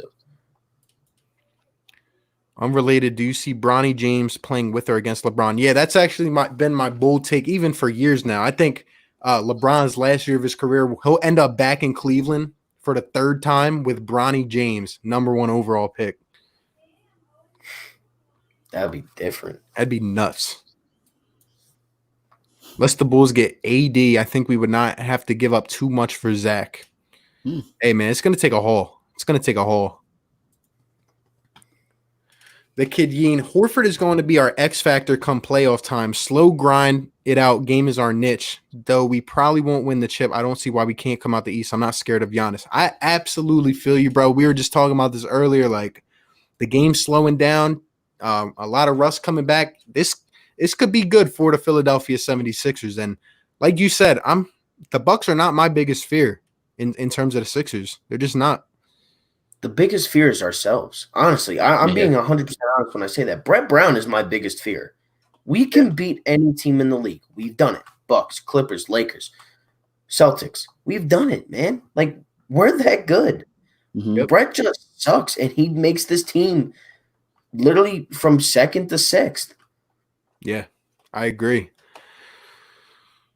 I agree with Steven. Interesting point. Imagine Mike D'Antoni with the Sixers. Please, just spare me now, please. I'm sorry, I don't want that. Yeah. Man plays no defense. He has no defensive scheme. He's never won. He's been on like multiple teams with good players. Kobe, Dwight, Nash, Harden, Westbrook. He's not a winning coach. He's a regular season coach. His players So- always put up like one player puts up MVP numbers, but ultimately they just crumble in the playoffs all the time. Yeah. I would scream there's no better way to get Joel out of town than to pair him with MDA. Who's D'Antoni. Oh, jeez. yeah. Tell me about it. Peace out, you guys. I know I didn't talk much. Got to go eat dinner. Been really busy up all night working on YouTube videos. Hey, bro, stay on your grind, man. Been checking out your stuff. It just takes consistency, man. Just keep working hard, you know. Horford depends on how Brett uses him. Big point there. I absolutely agree. It's gonna get crazy. I want to get to a question about this, but first off, let's read a couple more comments. Agreed. I still love Brett though. Damn. And then followed up by Brett is a clown. The process is over. It's time to get a coach with actual playoff success. Mm-hmm. Yeah, crazy. But getting back to this point, and I want to know from everyone in chat, what we got 25 people in here right now. Appreciate you guys that have been staying in tune with us and everything. I said we were going to talk about the playoff rotation earlier, but overall, guys, I feel like it really comes down to this one thing. Is Brett Brown going to start Al Horford next to Joel and Bead when the playoffs start? Let me know, guys. Everyone, is it going to happen? I mean, it's just like my head is like, no, but then my heart is like, damn, like really? He's really going to do this. He's really going to do this. I think it depends on matchups. I think I had said this last week. Let's say we face Boston in the first round.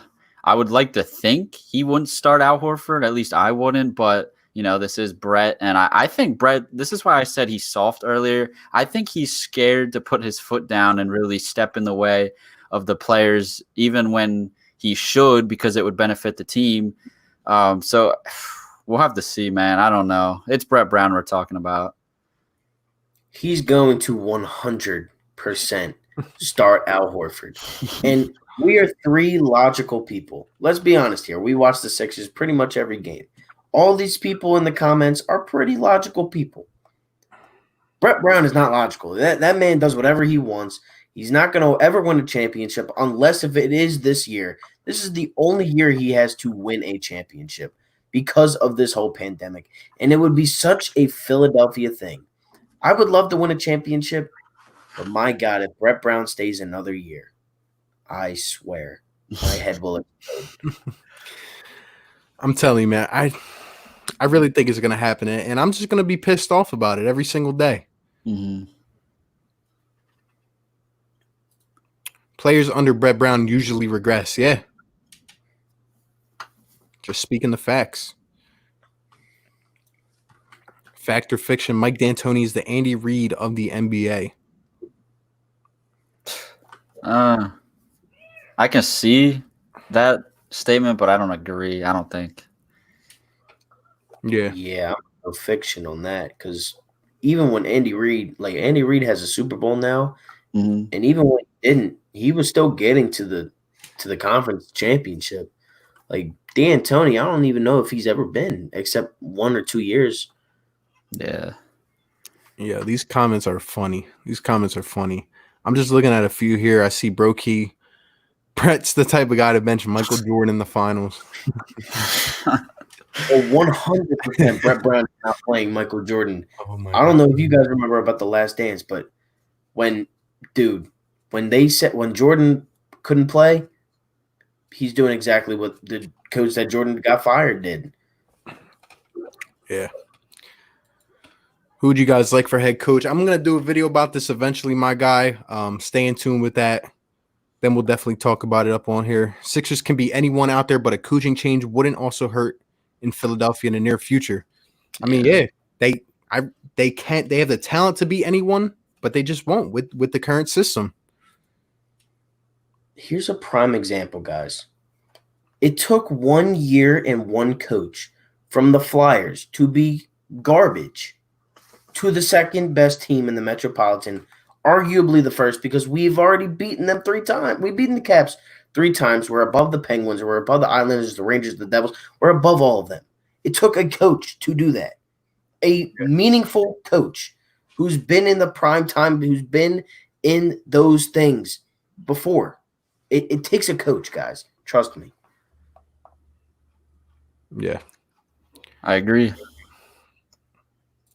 How would you feel they traded one of your best players? I'd be pretty mad about it. Like I said, until I see a new system, you know.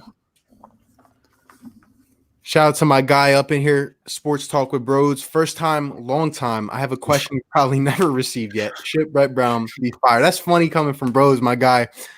We go back and forth about this, but come on, Bros. You gotta see it from my point of view eventually. Like, coaching does matter. Coaching does matter, and this team can be elevated to a different level based on a coach. And that's just my opinion on it, but you already know the answer, man. I see the winky face emoji. So we got the one Brett Brown stan in the chat. I got respect for you, man. He followed that up. I think he's replying to 444. Says Flyers added an actual goalie, Kevin Hayes, a veteran defensive man, and Matt and more. FYI. I understand that, man. Trust me. Like, dude, I watch all your videos. I'm a big fan. Trust me. But man, you got why? Honestly, I have a question for you. Why do you think Brett Brown deserves another chance, or why do you think Brett Brown? Like, what do you see in Brett Brown that we're not seeing? Exactly. And he says coaching in the NBA means nothing. I'm sorry, bros. I have to disagree with you, man. I do. It's like the Sixers should be playing much better than they are right now. It's a fact. I see his next comment. He had said, "Oh, right, Nick Nurse, not Kawhi Leonard." Well, look at the Raptors this season without Kawhi Leonard. What are they, a top 3 seed right now? Are you kidding me? Above us. Right. There's no possible way that the Raptors should be that much above the Sixers in the Eastern Conference standings. There's just no way. No way. With Kyle Lowry, your second best starter. Yeah, Crazy. man. I see head-to-head matchups with the Raptors and the Sixers in the regular season, but they're better. They're beating teams that we're not even beating. Yep.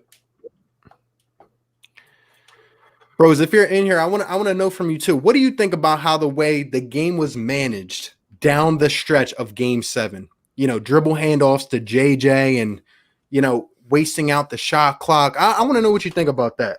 I don't know if I've ever asked you that. What scares me is that I think Neto gets a little playoff or all the playoff minutes. Yeah, please no.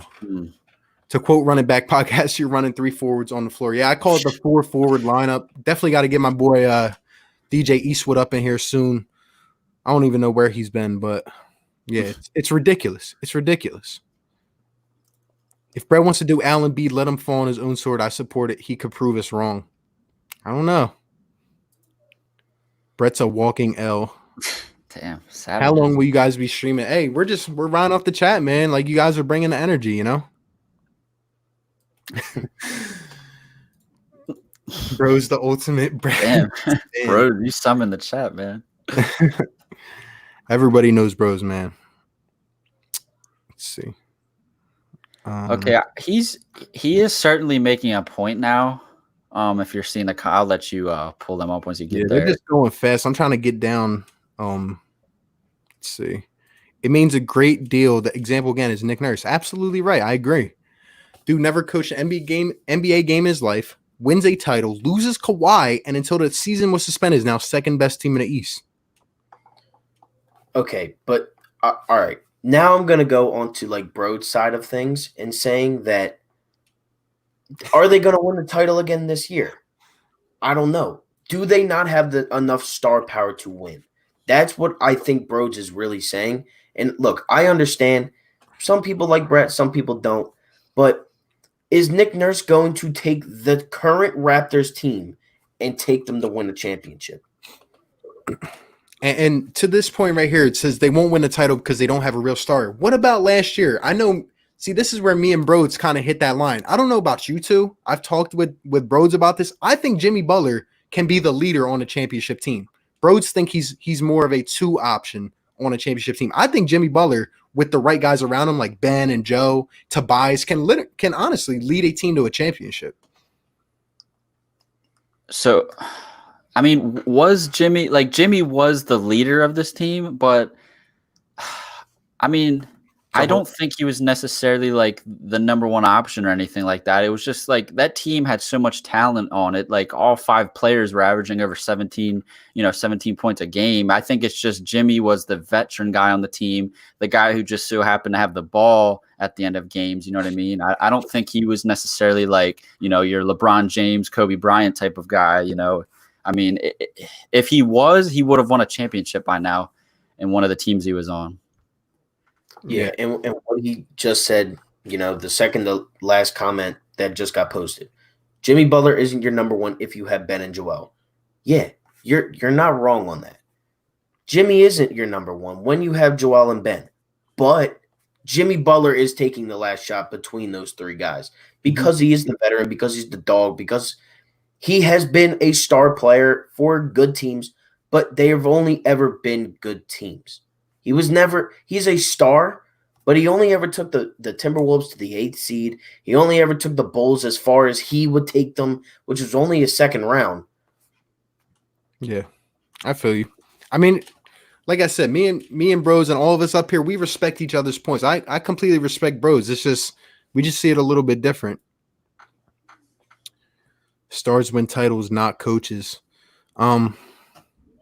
I mean, that's kind of what history shows, but at the same time, it's just like, I don't know. I just feel like a certain coach can get more out of really a team. I just do. I think these guys need someone to be there to kind of, elevate them a little bit. Just my opinion, though.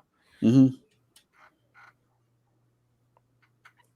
Yeah, like you certainly need talent. Like if you look at all the championship teams in the NBA, they at least have one top, what would you say, top 10 guy and complementary pieces around them, maybe another all-star or 2. You look at the Cavs that won the championship a few years ago. I mean, was their coach that great? They had LeBron James, you know what I mean? So it comes down to that. I don't want to go and say coaching doesn't matter because it does, Yeah. I really want to know about that game 7 last year. Like, what do you think about that? Says, I got to go, fellas. Just wanted to stir up the convo and get people going. Appreciate you, bros, for stopping by as always, man. You're always welcome on here to come talk as well. Go ahead and check them out if you have not yet. One of my guys for sure. One of the GOATs of Philly content. Look, man.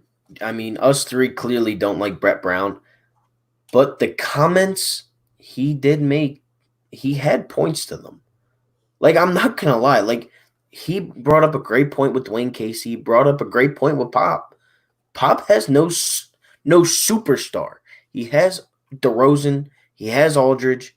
Aldridge isn't what he used to be. DeRozan's not what he used to be. But as good as Pop has been throughout his career, he averages 55 wins a season in 20 years. That's insane. Yeah. You see what happens when you don't like. I still don't like Brett, and I still want him gone. But I don't know, man. Like it's just you got to get a coach that's gonna like give him a little shove a little bit. That's what I think. Yeah, mm-hmm.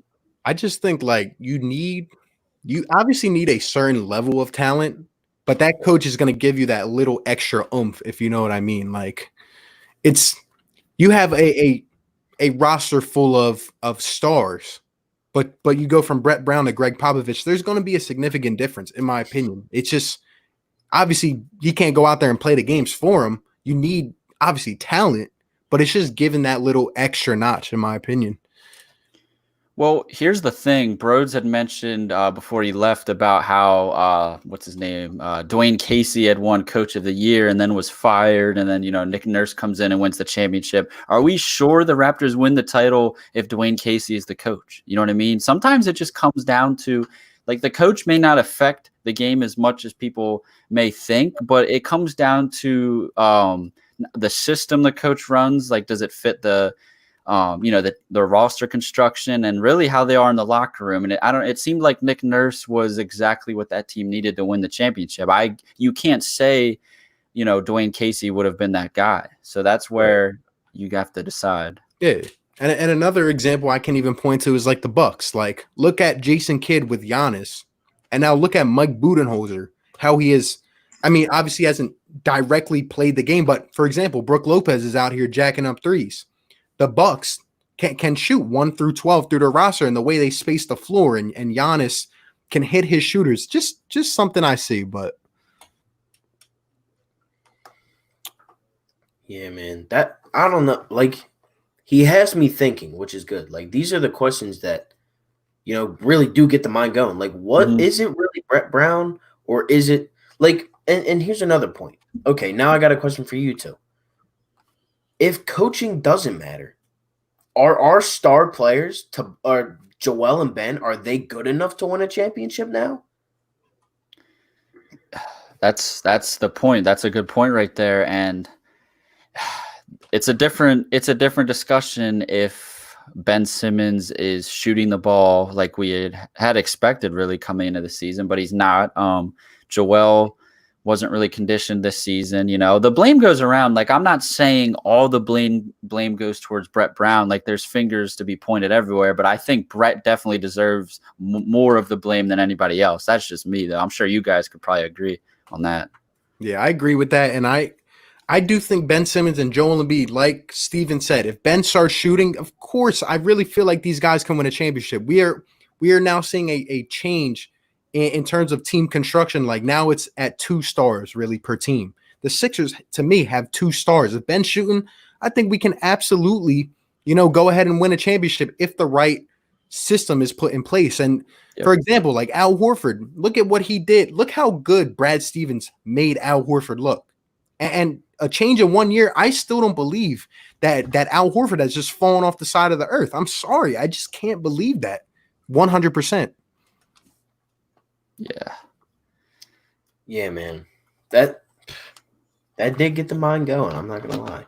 Yeah. Me and Bros always go back and forth on that, but he knows I respect his opinion. And like I said, I always tell him we'll see once a new coach comes in here. But well, here's the thing, guys. I don't think we're necessarily like we would all love for the Sixers to hire. Like, we would all love if they could get like Jay Wright or somebody like that. It's not realistic. They need a guy like Nick Nurse. Let's be honest. When the Raptors hired Nick Nurse, did any of you guys know who he was? Because I didn't. no, he was a genius. We need a guy who's going to come in and do what fits the team the best. That's going to give Joel the best chance of success. That's going to give Ben Simmons the best chance of success. That's the point right there. We don't need some, extreme X's and O's guru, like your Phil Jackson, whoever. We just need a guy who's going to come in and help this team play the way they should. Maybe it's best. Go ahead. You got that. No, go ahead. Maybe it is best to play positionless basketball with this team. Maybe instead of saying, Ben, you are the point, Richardson, you're the 2, Tobias, you're the 3. Maybe it's just best that we just go, just run, because clearly the fast break works with this team. We see Furkan hit trailing 3s. We see Matisse. Every time Matisse seems to make a 3, it's on the fast break. I don't know why. But then you had Redick last year with the 3 balls from the corner. You had Bellinelli off the catch and shoot from the corners. Like, maybe it's just go. Just go. And play positionless basketball. And that's where I think you need Zach LaVine now. Because now you need another guy that can control the ball. Instead of getting a spot-up shooter like Buddy Hield, Klay Thompson, get a guy that can control the ball. That's why Beal and LaVine would fit. They would be the best fits for this team. Better than Tobias, better than Horford, better than Richardson. Yeah. That's a good point. You need good players and a good coach. I agree. I feel like Brett is just a cancer at this point. Yeah. I don't know. It's just like you also have to believe in the system. I've said this multiple times. Like, you never hear the Sixers players talking up Brett Brown, but don't you guys agree that like even some of the greatest players, whether it's LeBron or say Kobe or MJ, whoever, don't you guys feel that at some point throughout their career, they've needed that voice or just someone, whether it's a coach or whether it's a trainer or someone to kind of get them amped up? You know what I'm saying? Like, That's kind of how I feel. Like, to get them to that next level, they must have had someone in their life that really got that dog out of them, you know? I think Brand Burner, I think you're right. I think it's just time for a new change of scenery. I don't know if Brett really sucks or not. Like, I think he does suck. But maybe it's just time for more, like, a change of scenery more than anything. Yeah.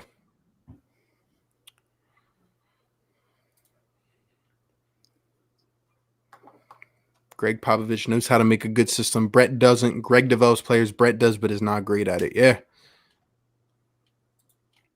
Mike Malone, fired from the most dysfunctional organization in the NBA, goes to Denver and virtually turned Jokic into an all-star center. This is a good debate, man. I mean, I'm not going to lie. I see both sides. I really do. Coaching and talent matters everywhere. However, MLB is a GM league, NFL is a coach league, and NBA is a players league.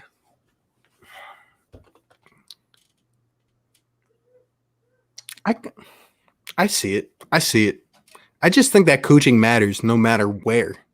Well, this is the biggest thing. Like Philly Mike, what you're saying, MLB is a GM league.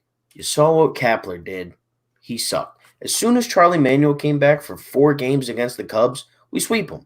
Okay, maybe you got a point there. NFL, this is the season to know if that point that you just made is 100% correct. If Brady goes out and sucks this year, Belichick was clearly the headmaster of New England. It was never Brady. It was always Belichick. And I think you're right. The NBA is a players league. LeBron is a player, and he coaches on the floor. Ben Simmons, you can see a little bit of – that's why people compare Ben to LeBron. It's because he can control it on the floor. Chris Paul can do that. Wade did that. Like, this is why they're good, all Hall of Fame players. Yeah. NBA is a players league, but the argument is whether coaching 35% or 10%. Yeah. Yeah, that's where it comes down to. Joel and Ben are good enough. The supporting cast is what's iffy. Yeah, and it's like, you know, we talked about Brett Brown. It also goes on the GM as well. Like, it goes on the roster construction. Me personally, I know Ellen gets a lot of distrust from people. I don't think Ellen has done a bad job so far. I mean, he's come in. He's acquired stars. He went out and got Jimmy Butler midseason. He went out and got Tobias Harris. He got Al Horford, which at that point didn't seem terrible, given what we saw Al do to guys like Joel and Bead, you know? I don't think Ellen has done terrible. I won't say he's done good this year, but I don't think he's done terrible. I mean, he went out and got Glenn Robinson III and Alec Burks, and look how they're being used. You know what I'm saying? But like our guy Mark Zumoff says, he literally turned garbage into gold. Dario Rocco and Bayless for Jimmy, Tobias for Shamet, who was the only good asset in that trade from Mike Muscala and Wilson Chandler.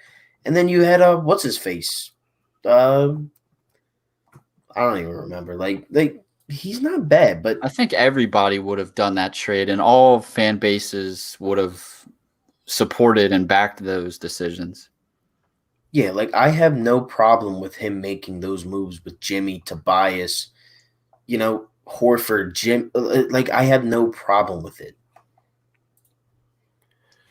Philly Talk Podcast says Horford didn't fall off. He was the big guy in the paint who picked and popped with guards. With us, we got guys he can't do that with and no spacing. That's why him and Bead and Simmons don't work. Yeah, I agree with that. And at the same time, though, like I just don't see different things being tried, you know? Like it feels like it's just the same old narrative night in and night out, just from at least what I see.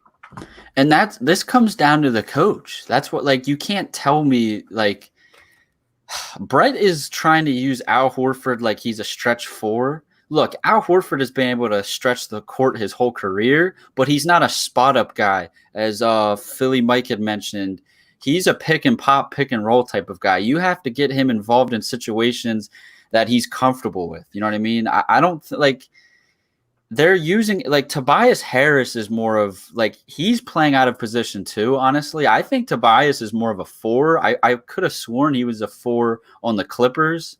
I think that just benefits him more. And that's why I really want to see Al Horford coming off the bench. But again, this is a Brett Brown thing. You cannot tell me it's not, because it is. Right. And to that point as well, like with the Clippers, we saw Tobias take over a majority of the ball handling duties, and he was much involved. But with the Sixers, like some nights it clicks. He's getting the ball, he's doing his thing, but some nights he's just sitting out in the corner, like I just feel like there's not an identity. Right. Last year in the fourth quarter, dude, Tobias seemed to just disappear every single time because that's when Jimmy Butler would take care of the ball. Mm-hmm. Yeah. Chris Paul would be the best fit for this team. I'd actually keep Brett as the coach if he came. I mean, I made a video about Chris Paul potentially come to the Sixers, but I'm sorry. I just think Brett's a lost cause at this point. I don't think the players want him anymore. Yeah. They just won't say that, I think, because I feel like the players like Brett the person, but they, you know what I mean? Like, yeah, maybe not the coach necessarily. Yeah, absolutely agree. When are y'all doing a playoff rotation? Yeah, we tried to do that a good hour and a half ago, but you guys have just been coming crazy with us. And what are we, hour 45 in? Crazy. I'm liking it so far, but we're about to get into the playoff rotation now. Let's read a couple more. MLB is completely a players league, especially pitching. NBA isn't just a players league, it's a stars league. Good point. I'm not a huge fan of Ellen. He gets talent, but doesn't know how to put together a team, in my opinion. Yeah. But that's not really him. That's Brett. Brett controls the team. Right. Elton just gives him the players and says, yo, you should be able to work a team out with this starting five. Mm-hmm. Yeah. At least a defensive team, right? I feel like at practice, what are these guys doing and to where they come to the game and Al Horford just watching guys blow by him? Al Horford did not play defense that way in Boston. Did not play defense that way. He was able to stop Joellen Bead single-handedly. He literally played back to the basket defense and stopped Embiid. That's the thing. You literally just said it. He stopped Embiid. Yeah. He knocked him out. And he can't even now. He can't stop guys on. Now he can't even beat guards penetrating to the rim. It seems. Yeah, he can't stop Dwayne Dedmon. It's nuts. Christian Wood dropped 32 on this dude's head. Yeah. Christian Wood, a G League superstar. Right. It's unreal. I know this isn't popular, but I'm a Boston fan. I'm telling you, the Sixers can't be successful using Al like they are. We agree with you, man. 100%. 100%. Funny thing about blaming it on the roster construction, how does the same roster beat the Lakers, Clippers, Bucks, Heat, Raptors, and Celtics, but on the road lose to the Hawks, Warriors, Cavs, Wizards? Yeah. This team, I'm telling you, I've seen times, for example, opening night against Boston, we were on our toes every single possession. Like I said, these guys just get up when they want to. They see, oh, we got the Lakers on the schedule. We got the Clippers on the schedule, and we're at home where we feel comfortable. We get up for that game, but there's no excuse to go on the road and lose to some of these teams. I understand once in a while, but not repetitively, The teams that you said that we lost to on the road are they're literally the laughing stock. The only team that's still in the tournament is the Wizards, and that's because they kind of had to throw in a team. The Hawks, the Warriors, and the Cavs, they got 20 wins minimum. Or max. Honestly, I don't think there's a single team over 22 wins on it that you just said out of those three. Yeah. At this point, I see a couple people putting their playoff rotations in. So me and Steven talked about this before. I know 4 for 4 made a video about it. So did I. But at this point, we're just going to reiterate our playoff starting rotations that we would throw out there. And we want to hear from you guys as well. What do you think the starting 5 should be for the Philadelphia 76ers come playoff time? I'll let them go first. You mean you want us to go? Yeah, you guys can go. All right. So I had said last week, this is the lineup I would roll with. I would go Ben, Shake, J. Rich, Tobias at the 4, and Bead at the 5, and Horford's coming off the bench for me. I think that lineup right there is the one that will guarantee you the most success in the postseason. I said in the stream. I wasn't in the stream, but I was in the comments section. And I said exactly what Steven just said. Ben, Josh, Shake, Tobias, and Embiid. with Horford coming off the bench. But what will be the starting five in my heart is going to be the starting five that we saw on opening night. And that is Ben, Richardson, Tobias, Al, and Embiid. And you're going to have one guy in the paint and 4 guys on the perimeter. 4 guys that can't even shoot over 35% from 3. And they're going to be sitting on the perimeter. Yeah, I agree. Before I say mine, Chris has a good point. Says the reason they lose on the road versus winning at home, Brett doesn't know how to motivate players on the road. Yeah. And Philly Talk says getting up only at home and not on the road is all coaching, not X's and O's. It's lack of accountability. Yeah, there's no reason we should be losing to those teams.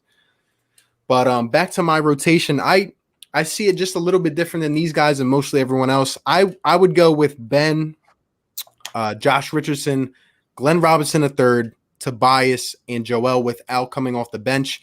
Now, I do think it'll end up differing depending on the series, the matchup, and the specific night. Maybe Glenn Robinson can't shoot a lick still, and all right, get him off, bring Shake in. But overall, I just think Shake should start off the bench, given his inexperience, given that he's young, and just let him get his feet under himself a little bit first. Get a lengthy veteran who has shown that he can shoot, not with the Sixers, but Glenn Robinson III, a versatile defender. That's kind of what I would rock with because, like you guys said earlier, I think we're going to be winning these games. Or if we win these games, the opposing team's going to have to score like 90 points, So I think it's really going to be predicated on defense. Yeah.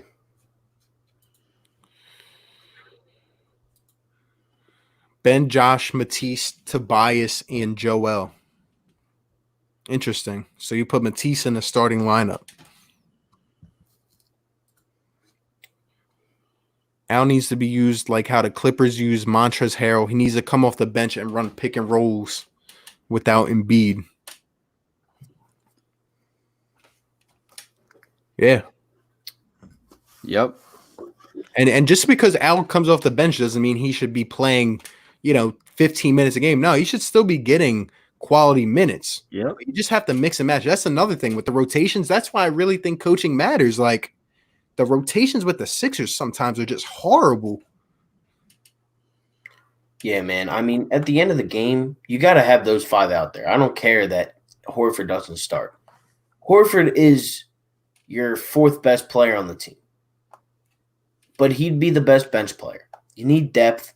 We saw that we didn't have a backup last year, and that's why we lost. Greg Monroe was 2 minutes into the game, and he was a -9. That can't happen. And it won't happen without Horford coming off the bench, but Brett needs to do it. Yeah. Philly Talk Podcast, Shake, J. Rich, Harris, Simmons, and Embiid. So Simmons at the 4. Interesting. Oh, wait. Simmons runs point on fast breaks. Shake runs the half-court set. And that's where positionless basketball comes into play. Interesting.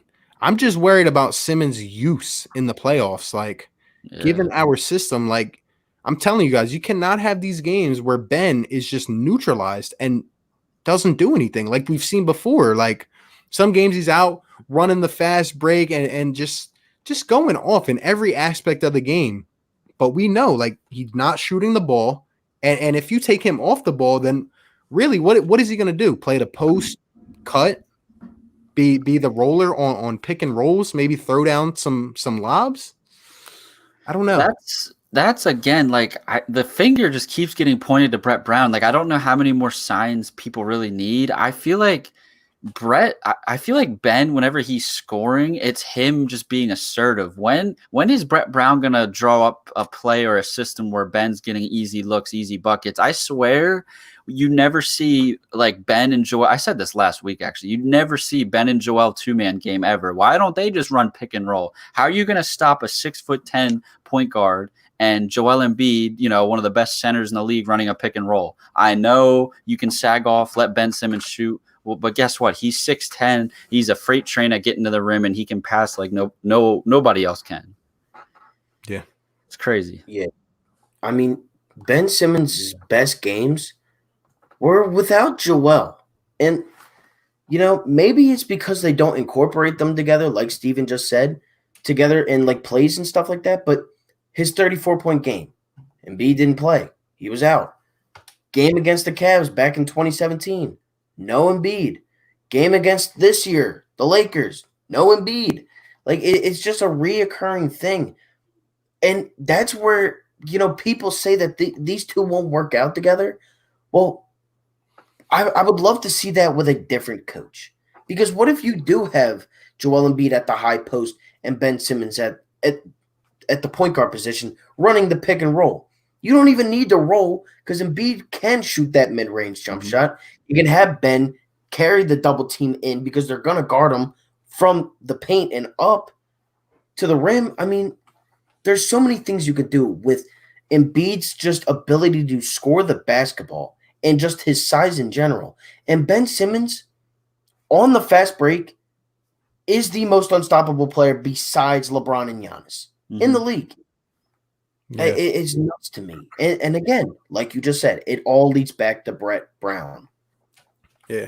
To me, it really just comes down to is Ben going to shoot the ball?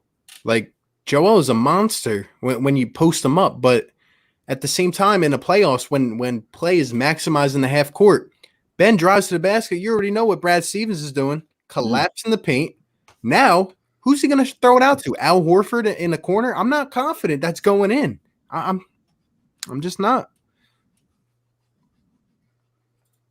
Starting Ben, Shake Milton, Josh, Tobias, and Embiid. Simmons more aggressive in a half-court set when ball's not in his hand, picking and rolling to the paint. Yeah, but I agree with that, but I just think it shouldn't be like that. He should really be addressed to have that dog mentality no matter what, whether he's on the ball or off it, because that's when he's at his best. Do you think the Sixers are legitimate title contenders? Sorry, no. Not with Brett. I'm sorry, but I don't know, man. I don't think so. But yeah. The game today is more one-on-one game. Then take advantage.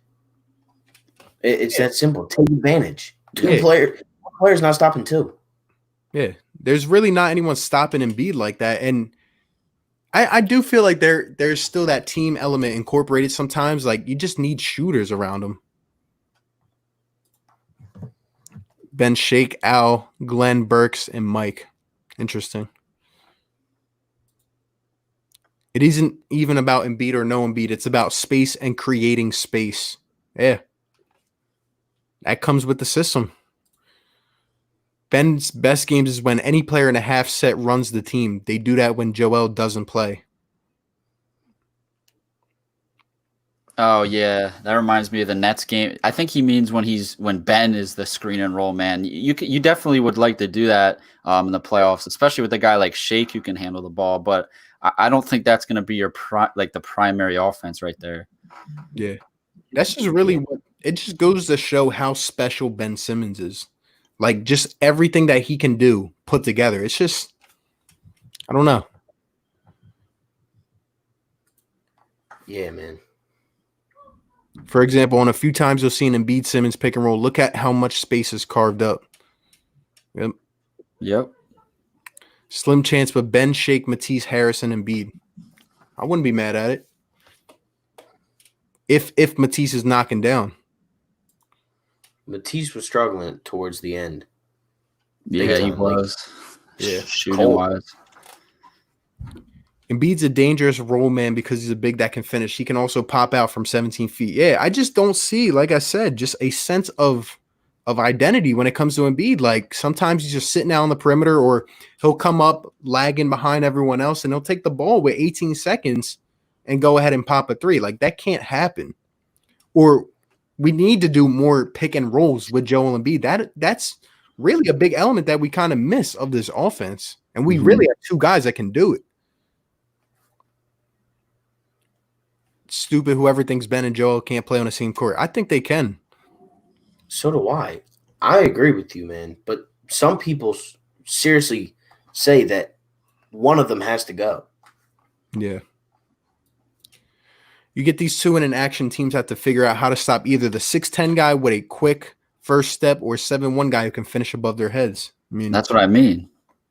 Yeah. Embiid has the dominance of a Shaquille O'Neal. Maybe not to that extent, but You know what I mean? Like, nobody's stopping him in today's game. Yep. No. Embiid for Cat. No. No way. I didn't even want to read that one. Josh should start because he's turning into a 3-and-D type of guy. Yeah, but even him, like that jump shot's a little wacky. He's got to be. I'm telling you guys, do you guys really feel that there's a consistent shooter on the Sixers? No. When we start the playoffs that you can say that'll be the guy to knock down. I can't. Furkan could go off for 28, and the next night he's 0 for 10. Like Shake, maybe. But again, they're gonna throw these looks at Shake just because he's young and inexperienced. Yeah, dude. Furkan. Oh, Furkan. Bennett and Bead have got to run more two-man game. Yeah. If they run that game, the two-man game between those two, they get disrespected as a duo as it is. If you can see them work together as a duo, now you have a top 3 duo in the league, in my opinion, instead of just names. Yeah. Josh isn't a 3D player. He's a streaky combo guard who makes bad decisions at time with the ball. That's what age, though. He is 25, and he was really not even an option in the Heat's offense. He was really just a trailer. Yeah. We should have lineups of like Ben, Shake, Furk, Toby, and Embiid. I'm sorry, Furkan cannot start on my team. Furkan cannot play in my team in the playoffs. I'm sorry, he's just too streaky for me. I'd rather have Alec Burks than Furkan Korkmaz. That's a good point, too. I actually want to get to that in a second, but Philly Talk Podcast says when he has the ball and a defender plays 5 feet off him, hard to attack, no leverage, can't blow by off the board, he gets ball in spots where he's unstoppable. Yeah. Couldn't agree more. But to your point about Burks and Glenn Robinson III, like what kind of impact do you guys think that those guys are going to have on the playoffs, the rotation at all? Because we know what we signed up for when we traded for them. They've not lived up to the expectations for whatever the reason, but to me, those guys got to be key in the playoff rotation. Yeah. I mean, look, what you say about Glenn Robinson starting, I'd put Burks there. Honestly, I really would. Just because he's more of a vet than other guys. Like I remember a couple years ago when he was on the Jazz and he was lighting it up, and then he went to the Cavs. You know, he was always a guy that was on my radar of possible trades. We have him now. Obviously, it's not really working the way that we thought it was when he was with Golden State, dropping 32 on us the one game. But he's not bad. He can score. He has a weird-looking jump shot, but he can score. He finishes through contact. We've seen that. And once he draws contact, I think you either have to start Burks if you're not starting Milton or Horford or Robinson, or he has to be your 7th man. Because obviously Horford's going to be the 6th if he's not off the bench or in the starting 5. Yeah, I could see that. I think, like, to me, ideally, when we got Burks, and I don't know why, Brett seems to not really be a big fan of Burks for some reason. I envisioned him not to the level of Lou Williams, but like that type of guy off the bench. I think you just need that one guy who can come in and just get you buckets, you know. But again, Brett doesn't really run that pick and roll, you know, ball handler offense. It's all this like movement and posting up and just clunky.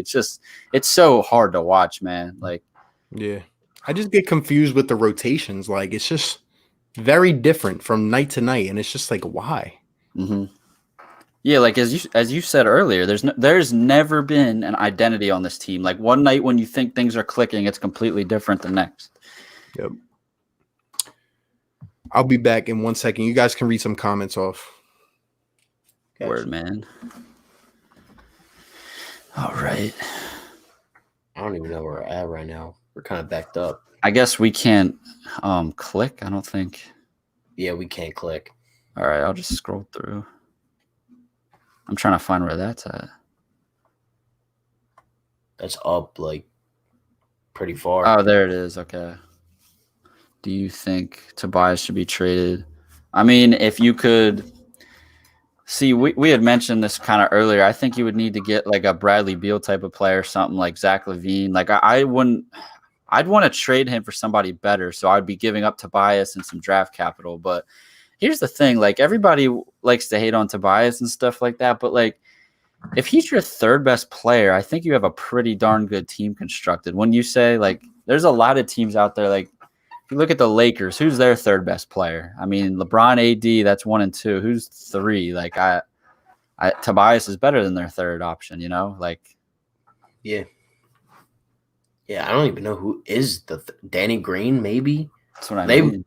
I swear to God, Lakers would probably say Caruso. But Tobias is better than their 3. Now, maybe we can't say the same thing with the Clippers, with Harrell, Williams, Jackson, maybe not Jackson, but, you know, Harrell is probably a little – maybe they're about the same. But if I'm trading Tobias, it has to be for one of 2 players, in my opinion, and it has to be Bradley Beal or Zach LaVine. I'm sorry, but Buddy Hield is a spot-up shooter. I'm not trading a guy that can handle the ball better than Buddy Hield for Buddy Hield. We've been talking about this basically for like 10 minutes now. You need guys that can cooperate, that can go with the fast break. It's not going to happen if you trade Tobias for Buddy Hield, Klay Thompson, or guys like that. You know what I mean? Like spot-up shooters. You need guys that can run the break. Yep, exactly. Trying to find where we're at. Okay.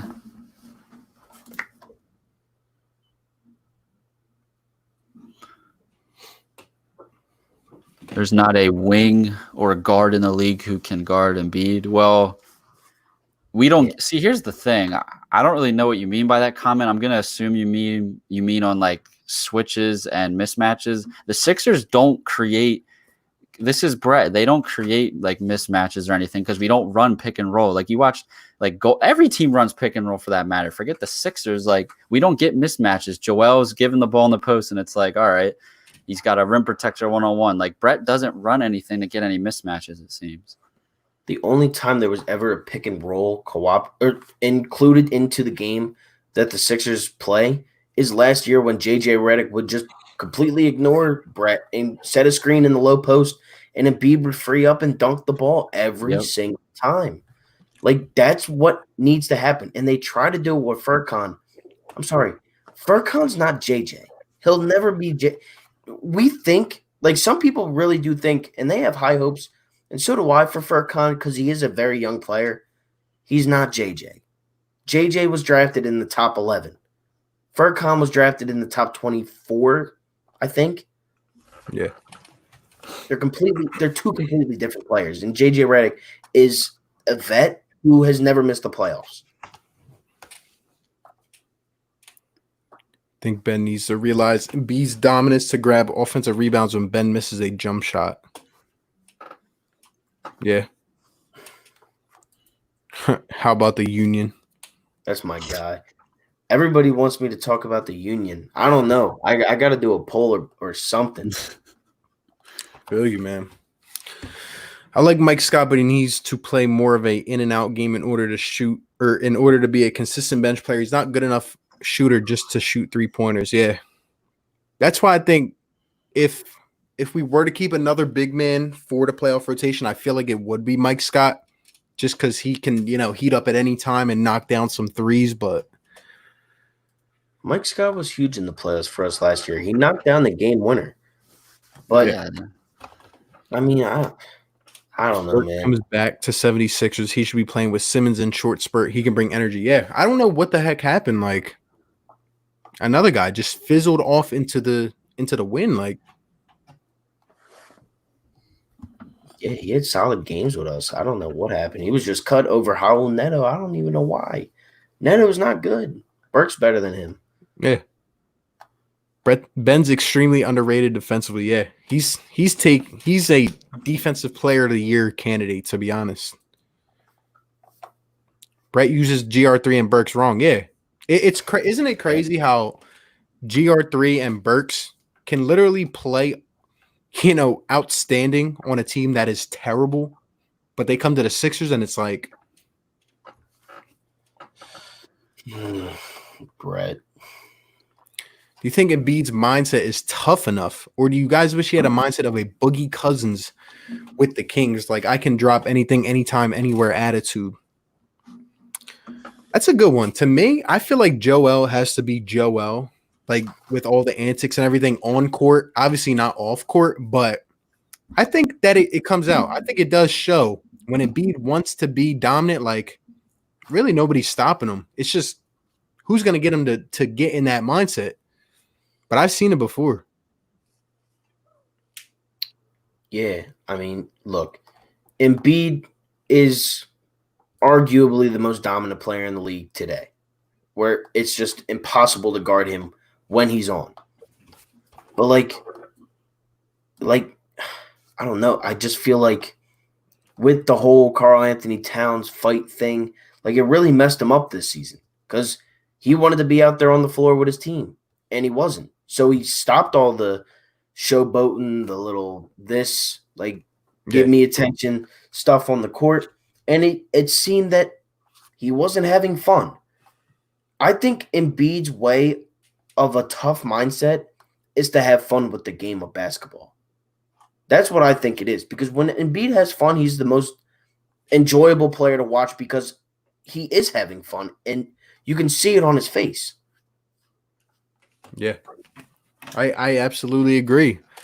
This is a great point. It says we don't position our wings or guards on the exact block where Embiid's posting up to give Joel an outlet pass. This is one of the worst issues I see with the Sixers. Like, all right, we throw it to Joe down in the low post. He turns his back, and guys like Brad Stevens do this to Joe all the time. As soon as he turns his back and puts the ball down, they're crashing too at Joel. But every time he looks to throw an outlet pass, like we get on Joe for not throwing it out quick enough or even throwing it out at all. But when he does go to throw that outlet pass, there's no one there. He has to look across court to try to launch it, and it usually ends up with the ball rolling down the court out of bounds. Yeah, the amount, like, I think Embiid's up there in turnovers per game. Like, he has to be. And it's because they don't have that J.J. Redick where Ben Simmons sets a screen at the top and Tobias sets a screen at the top. And they don't have a guy that's running around the screens. That's why the Sixers were successful when they had Bellinelli, when they had J.J. They're just good pros. They're vets. And they do things right. And Furkan Korkmaz is not up to that level yet, or he might never be at that level. Yeah. What do I have to do to get a wrench, and what does a wrench do? I'm not sure what. Let me see if you're on my channel. Yeah, I got you. I'm going to give you a wrench. Basically, you're a moderator, so you can just get rid of people like that guy, Skins Fan, for life. You can just kick them out of there, time them out, do whatever you got to do. But I just hit you up. Have we given up hope on Zaire Smith? We're almost there, man. I mean, you get a short leash when you play in Philadelphia. And I mean, time's ticking, man. Yeah, he can't do anything right. He was supposed to be this athletic guard that can dunk on people. I've seen him miss 3 dunks this season. Like, yeah, make up your mind. Are you athletic? Are you a shooter? Because he shoots shots that never go in. Like, I just – that draft was a complete fail. We had the 10th overall pick, and we screwed up twice. It blows my mind how the Sixers just continue to suck at drafting sometimes. I'd love to encourage Embiid to kick it out and then move to reestablish position on the other side of the block or in the middle, wherever he thinks he can get an advantage. Yeah, agree. It's crazy how we can see things like this, but Brett doesn't. It's really, that's what it comes down to. Yep. I mean, he's right on every single point. It's pretty interesting, too, how Al Horford's a guy that can have 5 assists a game on the Celtics, and then because they can swing it around the perimeter, and like it's just so much. Marcus Smart isn't a good shooter, and he still knocks down shots because he's open. Why is it so hard that the Sixers just cannot find guys that are open on the floor? That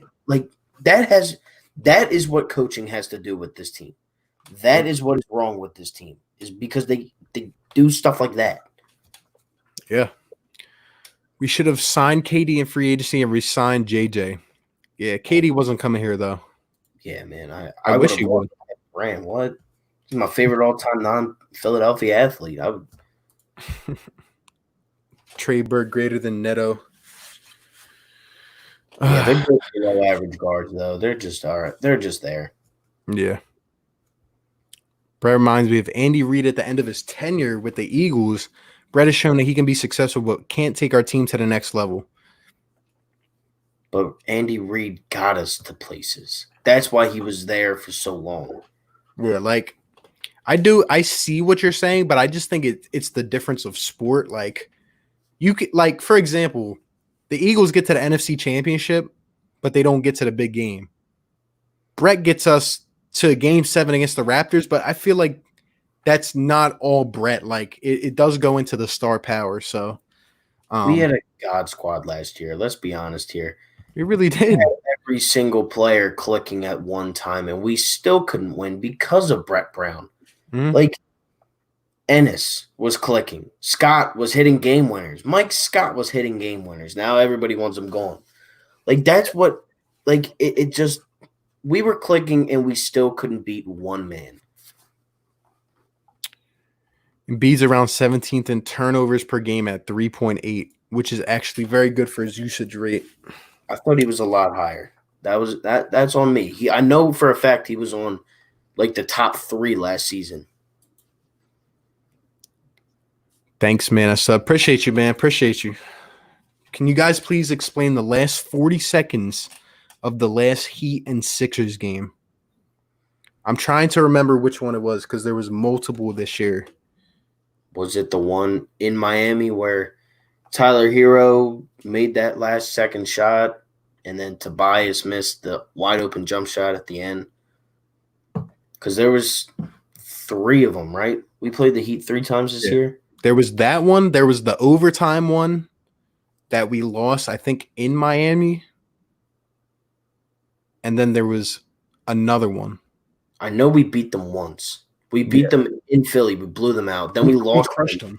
We lost in overtime though, right? And I remember that game. We should have won that game, but I forget someone hit like a shot in the last couple seconds. Yeah, that was the game in Miami. That was Tyler Hero's game. Okay, yeah. Or not Hunter Robinson. That's my friend. Whatever Robinson was going off. Duncan Robinson. Yeah, Duncan Robinson. Yeah. And then there was one more, and I remember. Wait, I thought the last time we got blown out by Miami. That's when I made that rant video. Did we play them 4 times this year? Yeah, we did. We went 1-3. I'm pretty sure we went 1-3. It's pretty embarrassing. It's just crazy.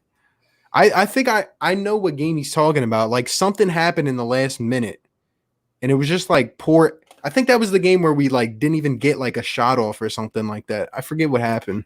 Nah, I do remember us playing 4 games because Embiid started off with 11 straight points, and then Brett took him out. That was the last one. That was right before quarantine started because I was in this house. The other 2, I was not yet here. Or I might have just moved in. And that was the one with Tyler Hero made the shot, and then Jimmy got the 2 free throws that wasn't even a foul on Horford, and then Tobias missed the wide open game-winning 3. Okay. I remember now. Yeah. So to answer your question, it's hard to explain situations like that. It's just we fell apart. That's basically. I think we were winning by 5. I think we had multiple opportunities. Ben hit that crazy putback layup. Like it's crazy how like all these games are just coming to my head, and it's just like mess up after mess up after mess up. Like. It's crazy that we can still remember this stuff. Like, we haven't seen NBA basketball in 3 months. Yeah, and it's like it's not even like I remember the exact teams or plays. I just remember the heartfelt loss every single time. Like, yeah, dude. Like, this team literally puts me almost to tears when they lose. Like to bad teams, it's just like, oh my God, I can't believe we lost to the Hawks. Trae Young is the only person on the team. Andrew Wiggins is the only person on that team, and we didn't even lose to him. I don't even know who hit that shot. We're just so It was like bad. something Lee, the G League player. Yeah, Damian Lee or whatever his name is. Yeah. Steph Curry's brother-in-law. Like, come on, man.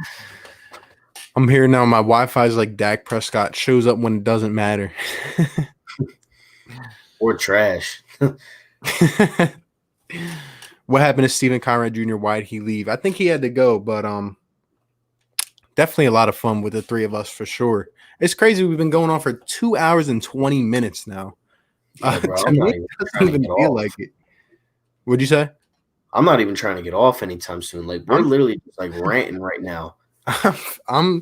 This is just a normal day in the life of us Philly fans, you know, but you guys have been bringing the energy the whole time. Like, I mean, the comments just keep coming in. Yeah. Let's see. Gotta go, my man. Conclusion after watching this stream. My conclusion, Brett Brown.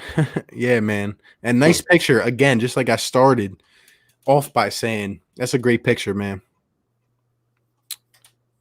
Let's see. Like I said, guys, if I missed your comment, my bad. I had to leave for a second, but I'm trying to stay in tune with these comments here, so.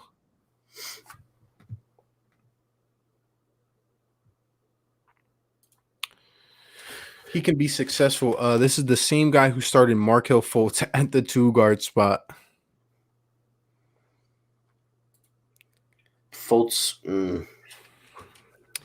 Funny thing is that when or if Brett is hired, and another team is below 500 or even mediocre, that will be the final proof the guy's at best a poor head coach. And that's the funny thing about it. Like, let me tell you, bro, I feel like he's going to get a quick head coach job. I really feel like someone's going to take a chance on Brett. It's going to be like I could see the Hornets like taking a shot on him because like imagine the Bulls Knicks are going to take a shot on this guy. Watch, because Joellen's getting fired right along with Brett. Imagine how long he would last in New York with the Knicks. Oh my God! Or the Cavs. The Knicks don't even have a coach right now. Yeah, wasn't it Fizdale and they fired him? Yeah, after didn't even give the guy a chance, really. Yeah, like Fizdale's not a bad coach. He's not a championship winning coach. I can't see him winning a chip with us as our head coach. But it's funny how a lot of people are saying Mark Jackson. I've been saying Mark Jackson since he got fired from Golden State. Yep. A lot of good options, I'm telling you. These vids are going to be crazy. And whether we go with a experienced guy or a young guy, I don't know, man. I just, like Steven was saying, someone has to come in and implement what this team needs. And overall, I'm kind of leaning towards the veteran experience side. Yeah, dude. Like that's what I'm saying. Like, I don't know if you can take the chance that the Raptors did. The Raptors were at their lowest point. Yeah. Yeah, superhero. I remember this one. It was when I did that rant video, I'm pretty sure. But there's so many bad ones. Like Barm here says the OKC game, boy, that pissed me off, that game. We can never beat the Thunder. I don't know why. Yeah, we beat them at home, but every time we're in Chesapeake Arena, we always lose to them, I feel like. Brett team turnover 3 times in a row. Yeah, I remember the exact game now. I think the roster construction is more to blame. Al's in a 4, Tobias is in a 3. Yeah, but at the same time, like, I understand what we were trying to do, like, to get ahead of that curve. We were, like, now that the Warriors don't exist anymore in the Warriors, I feel like we still have 2 stars in Ben and Joe. If Ben continues to develop, imagine what we could be in terms of a defensive presence and still having Ben and Joel. Like, I think we were trying to get ahead of the curve, if you know what I mean. And we all expected it to work out much better, but we see how things kind of happen. Yeah, but I agree with what you're saying, but also with that comment, Tobias isn't a 3 and Horford's not a 4. That's why you want Horford to the bench. Yeah, I agree. Like, you should have done that months ago. Yeah, took him 55 games, and then the first game he did it, we saw what happened. Who did we play against? I think it was. Wasn't it the Clippers game? I think it was the Clippers. The first game against the Clippers when we played Kawhi and PG, the Wells Fargo, and PG was shut down. Kawhi had a decent game, but not a great one. Yeah, I do remember that now because Paul George was blaming the refs about how they lost. Like, dude, you went like 1 of 9, 1 of 12 from the 3-point line. Yeah. It's funny to me. I think Ben would have a Hall of Fame career at power forward. Yeah. Interesting. I think I'll have a Hall of Fame career no matter where he plays. Yeah. I feel you. What if we draft LaMelo? That's not going to happen unless we were to trade all the way up, but I don't even want him with the whole baggage with his dad and everything. I mean, yeah, I don't want Melo. Bunch of drama. Markelle Fultz was always a point guard, not a shooting guard. Yeah. I mean, Fultz is still just a weird story to me. Like, something happened to Markelle Fultz. Some kind of injury for sure. There's no way he comes out shooting. Like, I remember the preseason game against the who was it, Boston? He was shooting regular. A month later.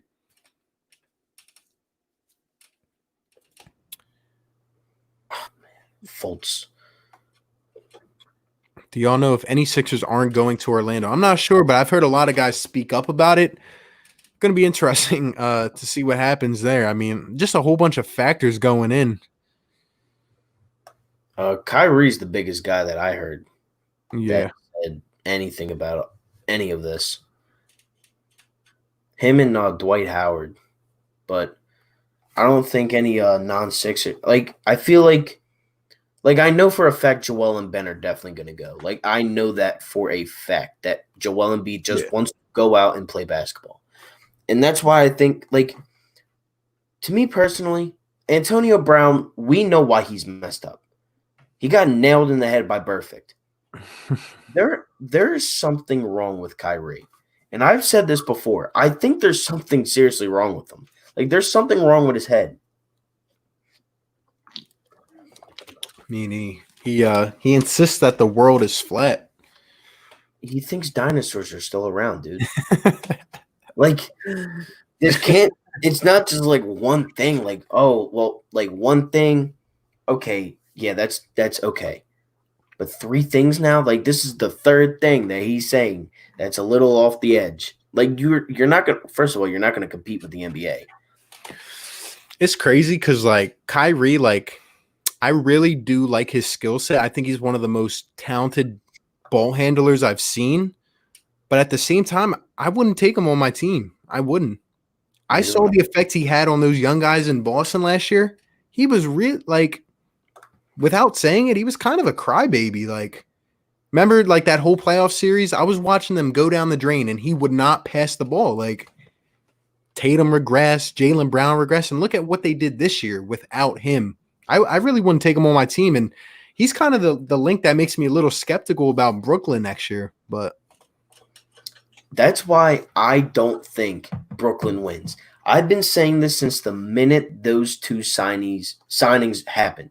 My dad was like, oh my God, like, yo, like, Brooklyn's really going to be dominant right now. I said, Brooklyn's not going to win a single thing with Kyrie Irving as their point guard.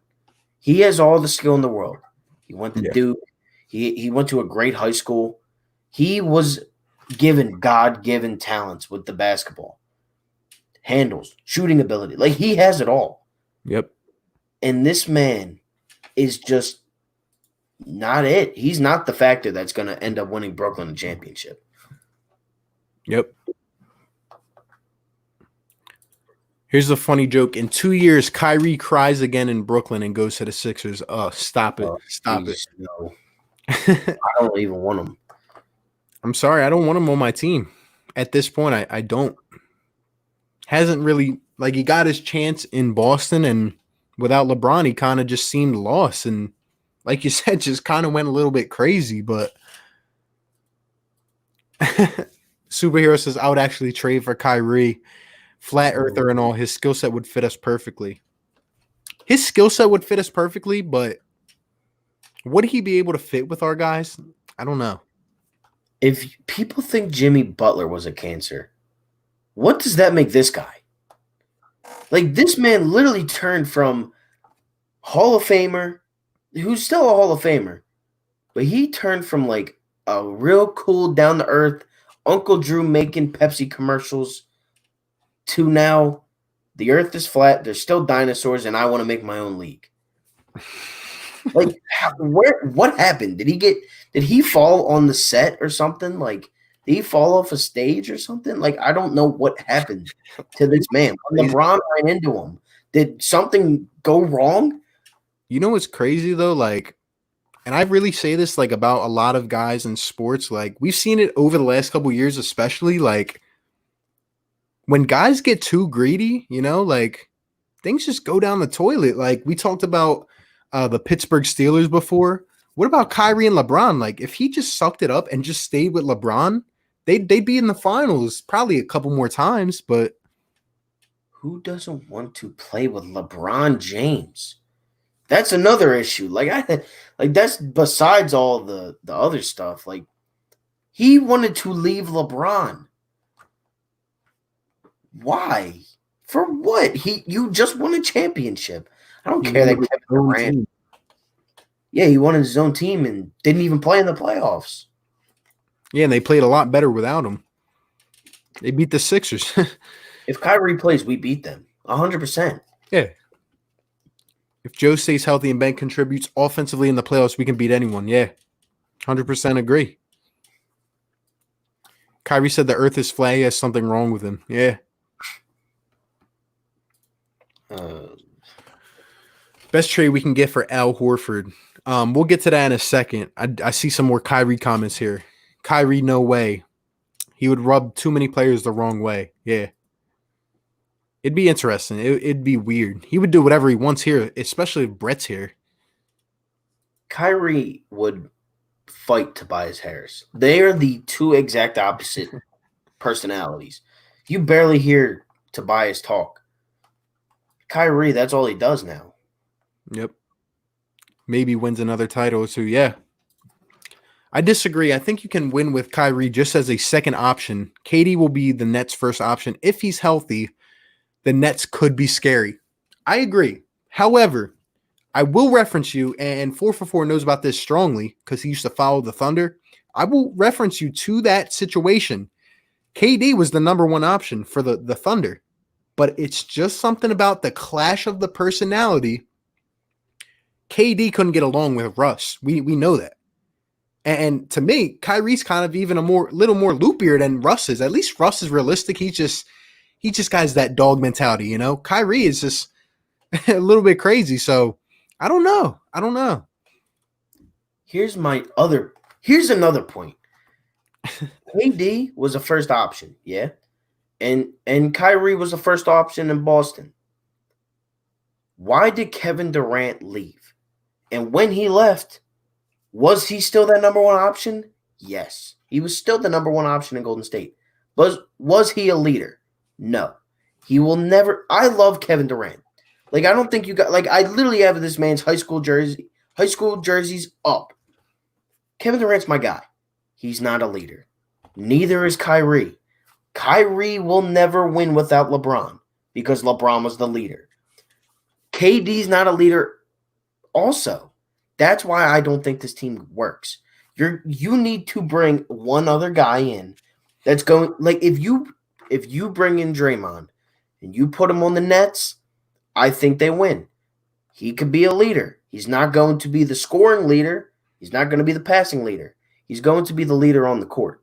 And that's what you need, and that's what you don't have. That's why I don't think that team works. Yeah, good point. Philly Fresh is up in here, says, yo, Dad, what's up? Yo, what I miss? Hey, man, we're 2.5 hours deep into this. Still got 21 people in here. Shout out to everyone that's in here. I mean, we talked about a lot. We talked about Ben Simmons and Brett Brown, the playoffs, and just a whole bunch. Now we're talking about Brooklyn and potential things for Kyrie in the future. A lot of different stuff, man. But we talked playoff rotation and what needs to change in terms of the Sixers going forward. So a lot of stuff, but appreciate you for stopping by, my guy. And back to this question, which I said I would answer. Best trade we can get for Al Horford. Like I said earlier, I'm thinking maybe a player like a Buddy Hield, maybe a perimeter shooter, and if we end up swapping picks, maybe some depth pieces. That's pretty much what I see us getting. Maybe a second round pick, a future pick, a shooter, and maybe a depth piece added on, but probably just the pick and a perimeter shooter, depending on how the contracts work out. Yeah, I think with Horford, you'd get a shooter more than a guy like Levine or Beal, guys that can do both, shoot and bring the ball up. I just feel like you would have to trade off pieces like that, and that's why I think you would have to move Tobias. But you know, I just don't see. I see Horford being moved for a shooter that can shoot and maybe a couple bench players at best. Yeah. Aaron does have a good point. A healthy KD with Kyrie is going to be a formidable team. Yeah. The Nets do have a lot of depth as well, like Karis LeVert and Dinwiddie. I mean, talk about a Sixers, cooker, Dinwiddie. All these guys together. There's no question about talent. None at all. To me, it's just a clash of the personality. Like 444 said, who's going to take over? Are KD and Kyrie going to get in little scuffles between each other? Like, who knows? Especially with Ty Lue running that team. Come on. If he ends up taking that job. I forgot that they fired Kenny Atkinson. Yeah. And I thought he was progressing well. I don't think he wanted to take over this situation that we are exactly talking about. I don't think he wanted to deal with KD and Kyrie next year. I'd take Atkinson. Interesting. Wouldn't mind him. I think he'll definitely be looked at. Kyrie's got skills, just can't work in the locker room. Yeah, absolutely agree. You need a chemistry to win a title. I'm sorry, you do. Mm-hmm. Trade one of their extra guards to get a better big than Claxton and Allen. Yeah, they have a lot. They have excess. The number one option is always the man that brings the ball up. I'd have to agree with that. I agree. For the most part. You think so? Philly Fresh, you don't think Embiid's the number one option on the Sixers? Like that's an honest question because I think Embiid's the number one option. I do not trust Ben Simmons in being my number one option in a playoff series. I know he can do things, but I don't think I know he can't do the things that Embiid can do scoring wise. Yeah, I think it goes for most situations, but like to your point, like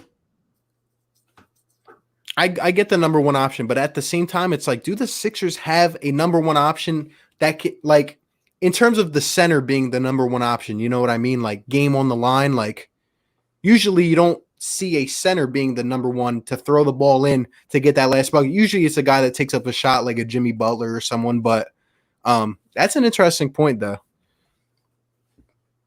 Superhero 18. I think you're forgetting about DeAndre Jordan. They also have Jordan.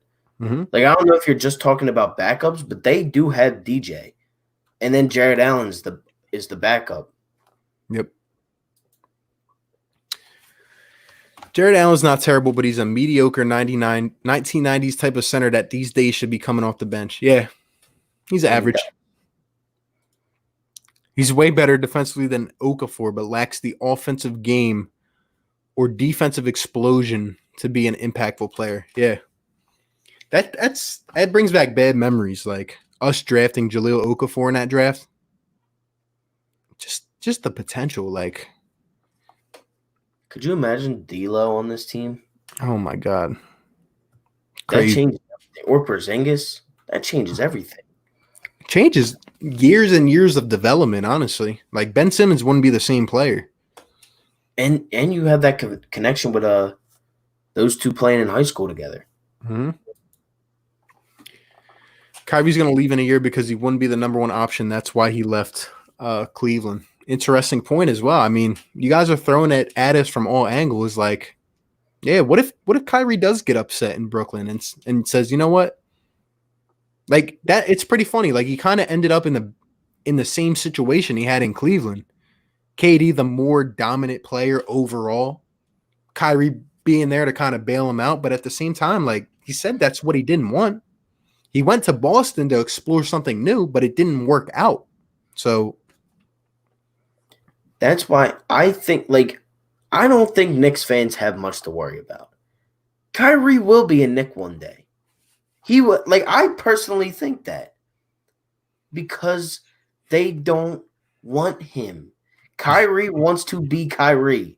He doesn't want to be Kyrie and KD. He doesn't want to be Kyrie, LeBron, and Kevin Love. He wants to be Kyrie. Kyrie and company. That's what's wrong with this man. I completely agree with you, except the part about the Knicks. I'm sorry. I can't trust in the Knicks to do anything. The Knicks will end up next year with their best player being who knows? Who knows at this point? Probably that's the thing. Who knows? Yeah, but any team, any bad team, like the Pistons, why they would trade Blake Griffin for Kyrie. Because it's Kyrie versus the world. Literally. Yep. And that's not the championship mentality. Nobody's taking out. It's $100 million contract. It depends how much we would have to put up of it. I feel like people would because people were bidding in on Al Horford. We just were the best fit. And at the time, we were the best fit. And, just everything like that, taking accountability into championships. Philly girls back in here says, y'all are so rolling. Yeah, almost 3 hours strong. Hey, just keep on grinding. You can certainly have a number one option post player in any NBA, but I think it's more accurate to say that one of your best players is always a ball handler. Yeah, good point. That's kind of what I was trying to say. Embiid isn't the number one option because Ben is a passer first. But then he said Embiid is. So Embiid is a number one option because Ben is a passer first. Yeah. No. I agree with you. You need a number one option to pass you the ball. But then you look at it different ways. Now, if Ben develops a jump shot, what do you think? Do you think he becomes a number one option? Yeah, because then he can do everything. Now his game is complete, and he's a top 3 player in the league. I think he overtakes Embiid as the best player, but you're already going to have Embiid locked up by that time. Yeah, so I think that kind of goes with what Philly Fresh is saying. If you have that passer first type point guard, then yeah, you could have another number one option. But usually he is right. Most of the guys that bring it down, whether they're a point forward or whatever, are usually your number one. But top 5 players to win MVP or at least top 3. If you're talking about this year, I mean, it's gonna be weird. Probably Giannis will probably win it again. I don't see many others overtaking him except possibly LeBron James. They might give it to LeBron just because they don't like to give the MVP 2 years in a row to the same guy. But yeah, I mean, I hope Giannis doesn't win. He's just so good. I just don't like him. Except us, we turn our 6'10" power forward into a point guard, and he's not really a half-court point guard unless we run more screens or dribble handoffs or reversals for Ben. Yeah. A lot of things got to be changed in terms of the offense, but I think with those fixes that come with a different system, I think we're a solid team, championship-level team. Knowing the Knicks, they would sign Corey Joseph over Kyrie. They would. Yeah, knowing the Knicks. Thing to do. This is an interesting one. It says, in the West, aside from the Clippers and Lakers, what team do you think could win the West? Everyone says the Rockets, but I think Mitchell could take that next step, and the Jazz could be that sleeper. I've talked about this a lot, and both of us are to be honest, there could be a lot of sleepers in both conferences. There really could this year. So I like all those options. Yeah, I don't think the Jazz will do it just because of what happened. I don't think they'll recover from that this season. I think it's going to take a little bit, but I think Denver could be a sleeper, a big. I have to see Jokic with the 50 pounds lost because he's not fat. He's not fat anymore. He's just Jokic. He's just a skinny dude now. Yeah. I could see a couple teams being sleepers, like at least make it to the second round. I'm not sure about all the way because I do think Clippers or Lakers will end up going, but I don't believe too much in the Rockets, to be honest, just because of that small ball kind of method that they're going with. I don't know. Yeah, the Rockets can't compete with a team with a center. Yeah. And the Lakers have two. The Clippers are just better. The Nuggets, center, Gobert, center. Yeah. They don't have that. I feel you.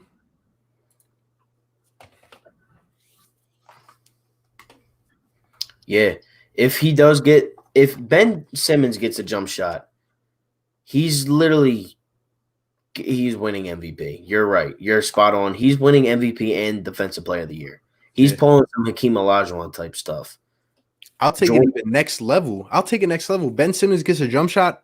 He's a top 5 player in a couple years in the NBA. I think top 3, dude. To be completely honest with you, if Ben Simmons gets a consistent jump shot, not like jump shot here, jump shot there. I'm talking about he's shooting 22 times a game, and 15 of those are jump shots. Yeah. Ben Simmons is the best player in the league. It's crazy because he's already shown like he can shoot like from mid-range or even from a corner spot up 3. Like he shoots the ball given his passing IQ, given his defense, given the guy is a walking triple-double. I mean, I'm just saying, man. We see eye to eye. He's a talent that I've never seen before because I wasn't around for Magic, but like he's just different. Generational. He's different, exactly, and that's why I'm supporting him every single day. Like I can't stand people that hate on Ben Simmons because of one thing. Even though it took guys like LeBron, Jason Kidd, Magic, it took them years to develop jump shots. It took Giannis 5 years to develop a jump shot. That's not He's even just starting to shoot his jump shot. Ben Simmons, I mean, he's ahead of the curve. He's ahead of the curve. I don't think Giannis attempted a 3 in his first 3 years. No, he didn't. He just wasn't on the radar yet. Ben Simmons had all this speculation about the whole rookie race and everything. The spotlight was on him. And until Brad Stevens was the one to find out how to figure him out, no one could really stop Ben that whole rookie year. You know what I mean? Dominant in those last 16 games. Dominant. And that was his rookie year. Yeah. And he didn't shoot a jump shot. He can drop 25 on a given night without shooting the ball. Like, think about how crazy that sounds. And not being a center, not just sitting in the paint. Because he doesn't. Like, he does the little in and outs and does like Euro steps. Ben Simmons has maybe the best footwork in the league. Like, if you really think about it, like, it's insane. He's taken the Euro step and just evolved it into something even James Harden hasn't been able to seem to figure out yet in traffic, where he's just dunking on people. Yep. It's amazing. It's insane.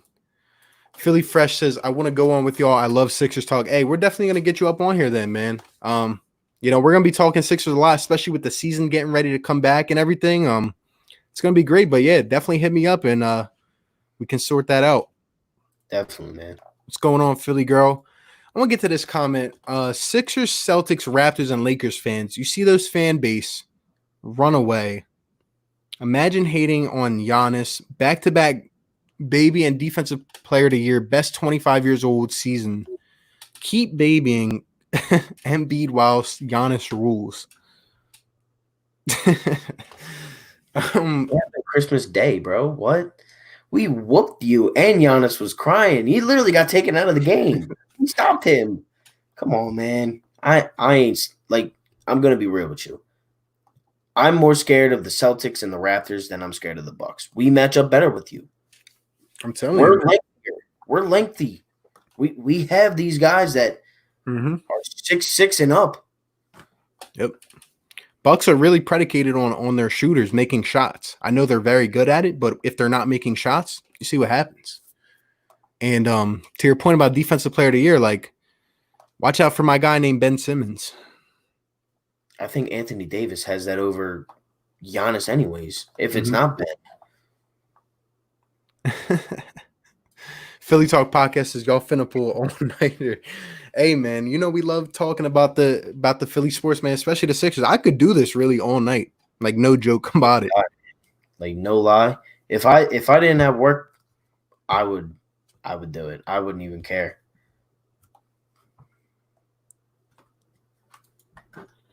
Giannis came to the league pretty young, one of the youngest players to be drafted at 18 years old. Cut the Simmons comparison. I'm one who thinks Simmons and Sixers will be a way.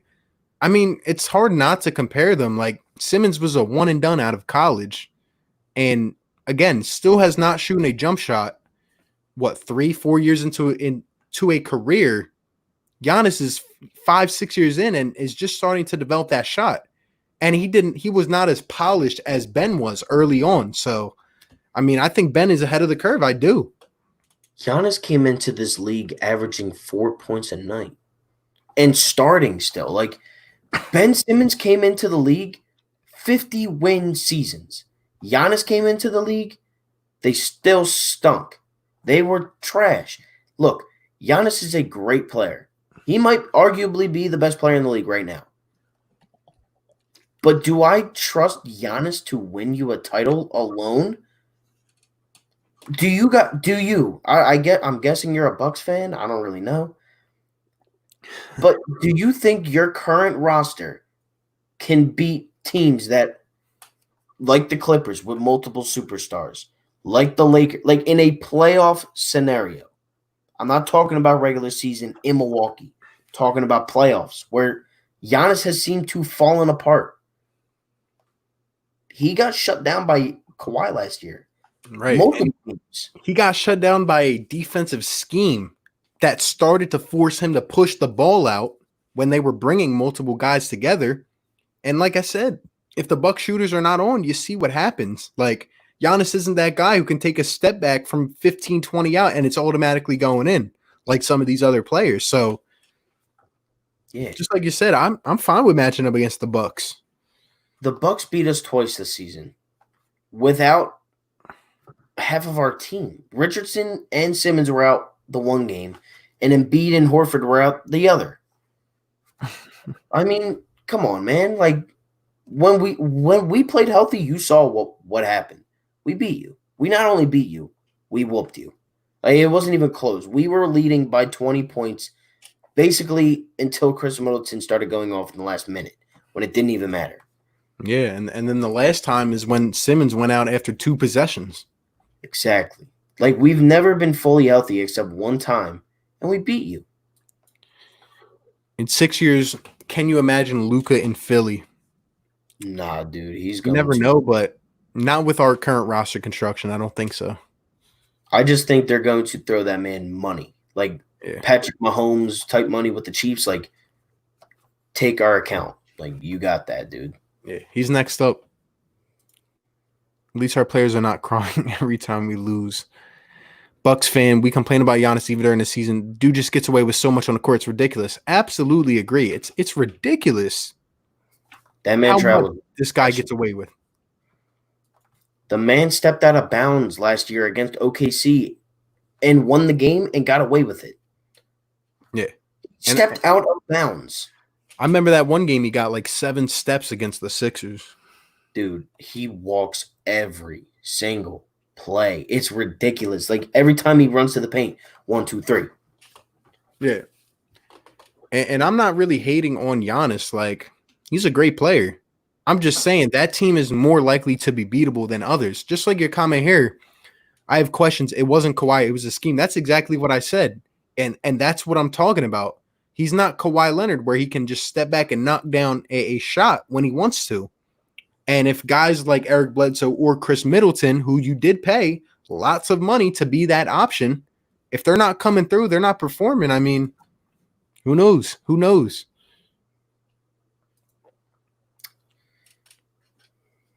Giannis chokes when the games are close. They didn't choke. They're not great players. Middleton is your version of Tobias, grossly overpaid. Absolutely agree. Couldn't agree more.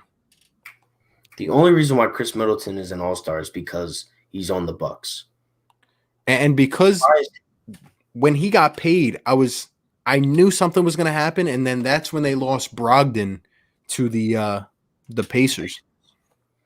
Brogdon should have meant more to you than Middleton. Yeah. Giannis choked too. He was awful in the playoffs. He was good till that game 3. I mean, that the whole thing shifted. Yeah.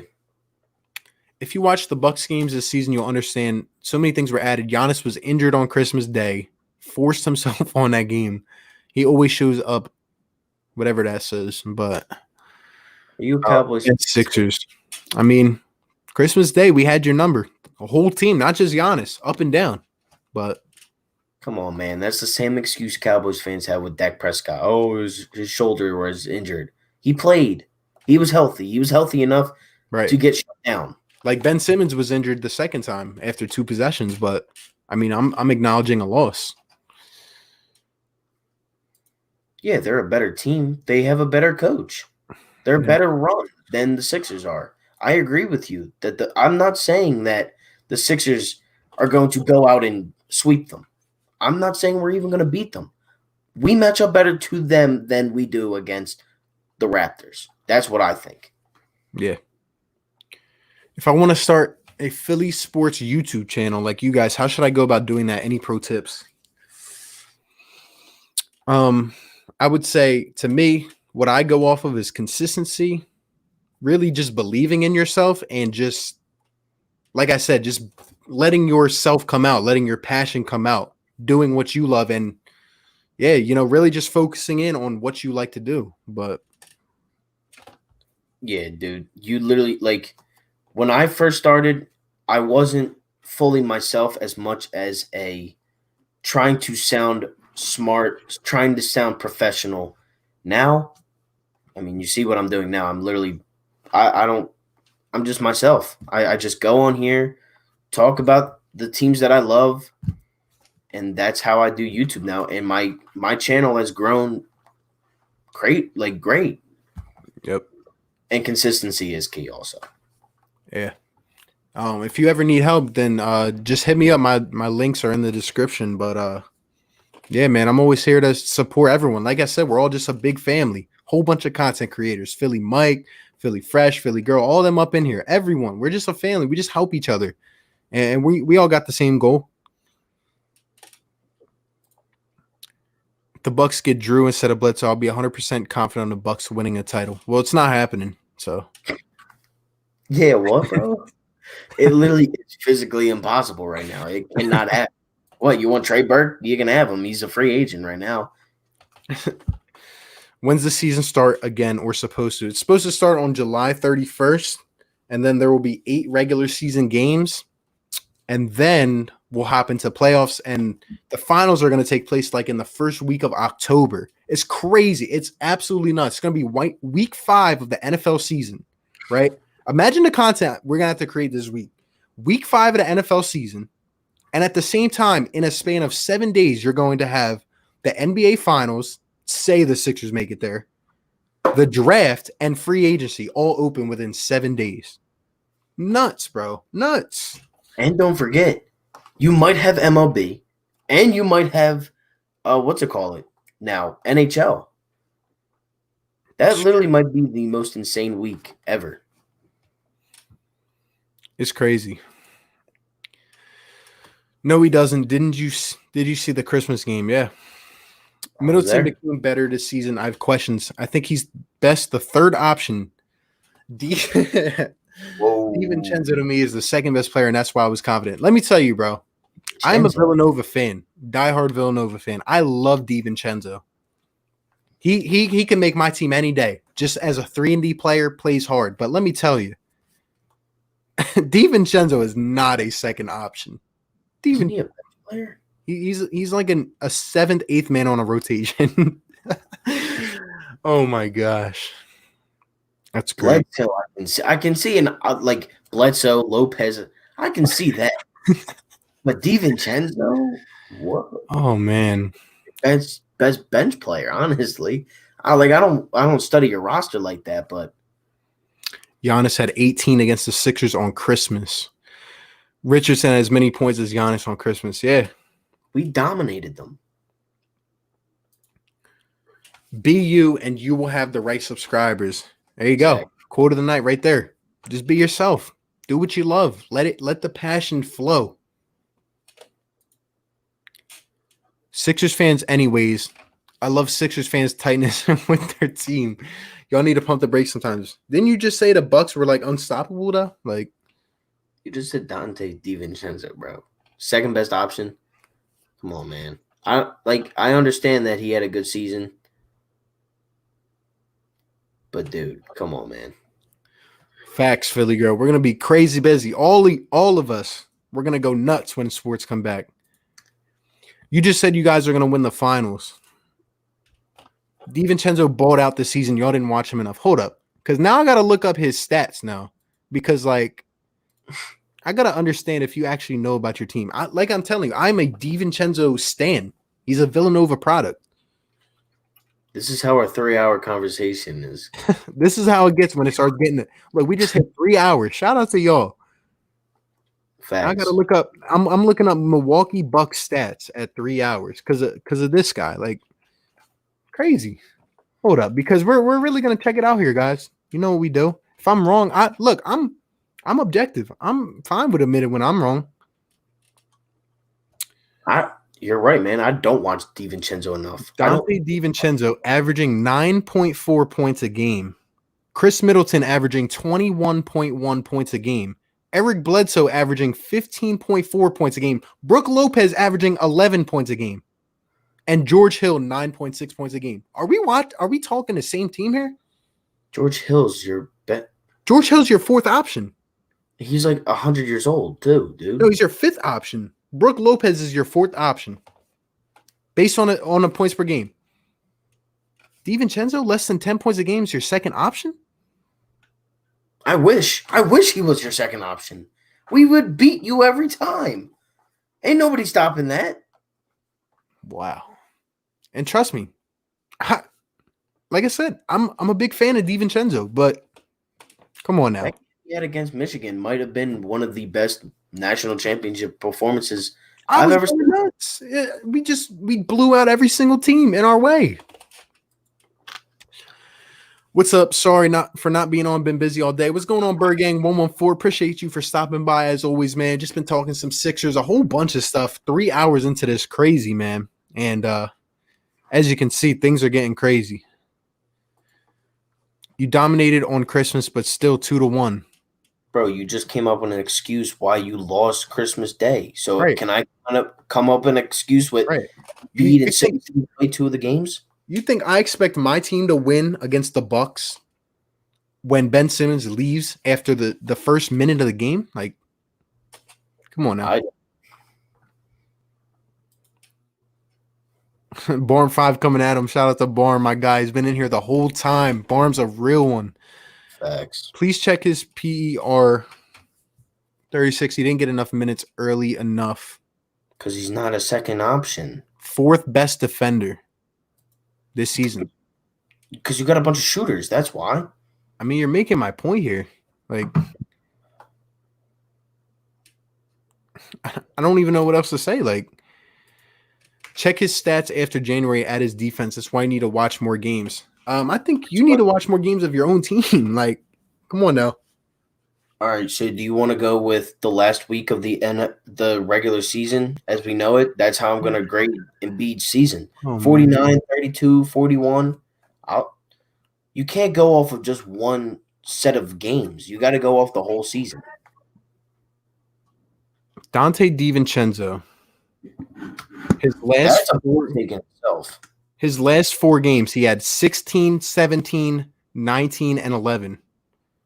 Before that, he had 2, 7, 5, 12, 6, 8. So a stretch of games. So you're going on 4 games. What did Middleton have in those games? Let me check.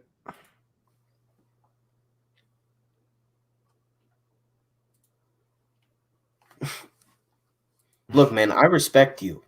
I do. But Dante DiVincenzo is not a second option. There's only one Villanova player in the NBA that's the second option, and that's Kyle Lowry, who's an NBA champion. In those games, Chris Middleton had. I'm just going from back. So the 4 games that he was talking about in terms of DiVincenzo going off, Middleton had 39, 12, 20, and 12.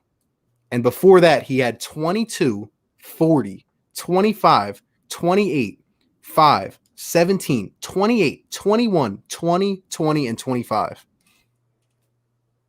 I didn't hear DiVincenzo score one 20-point game.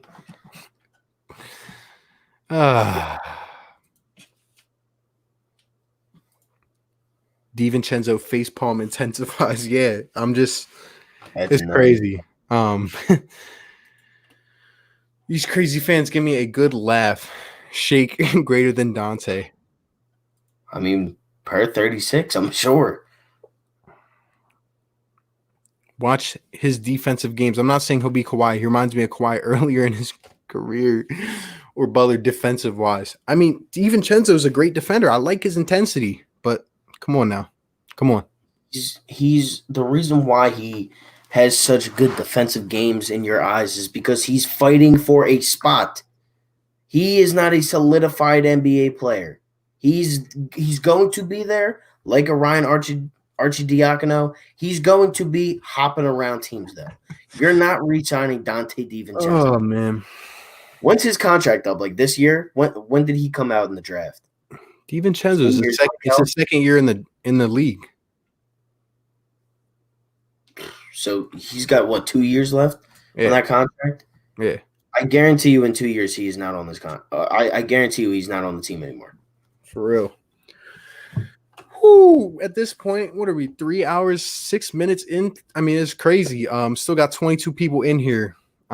Just to kind of transition off this guy and actually kind of like go in. Like, I respect him a lot. I do, for supporting his team. I respect that. You come, bring takes, we react to it. But going off of this, I don't think we asked this question like formally. Everyone in the chat, who do you guys want to play in the first round of the playoffs? Would you rather play Boston and then maybe end up playing Toronto? Would you want to go with Miami and then the Bucks?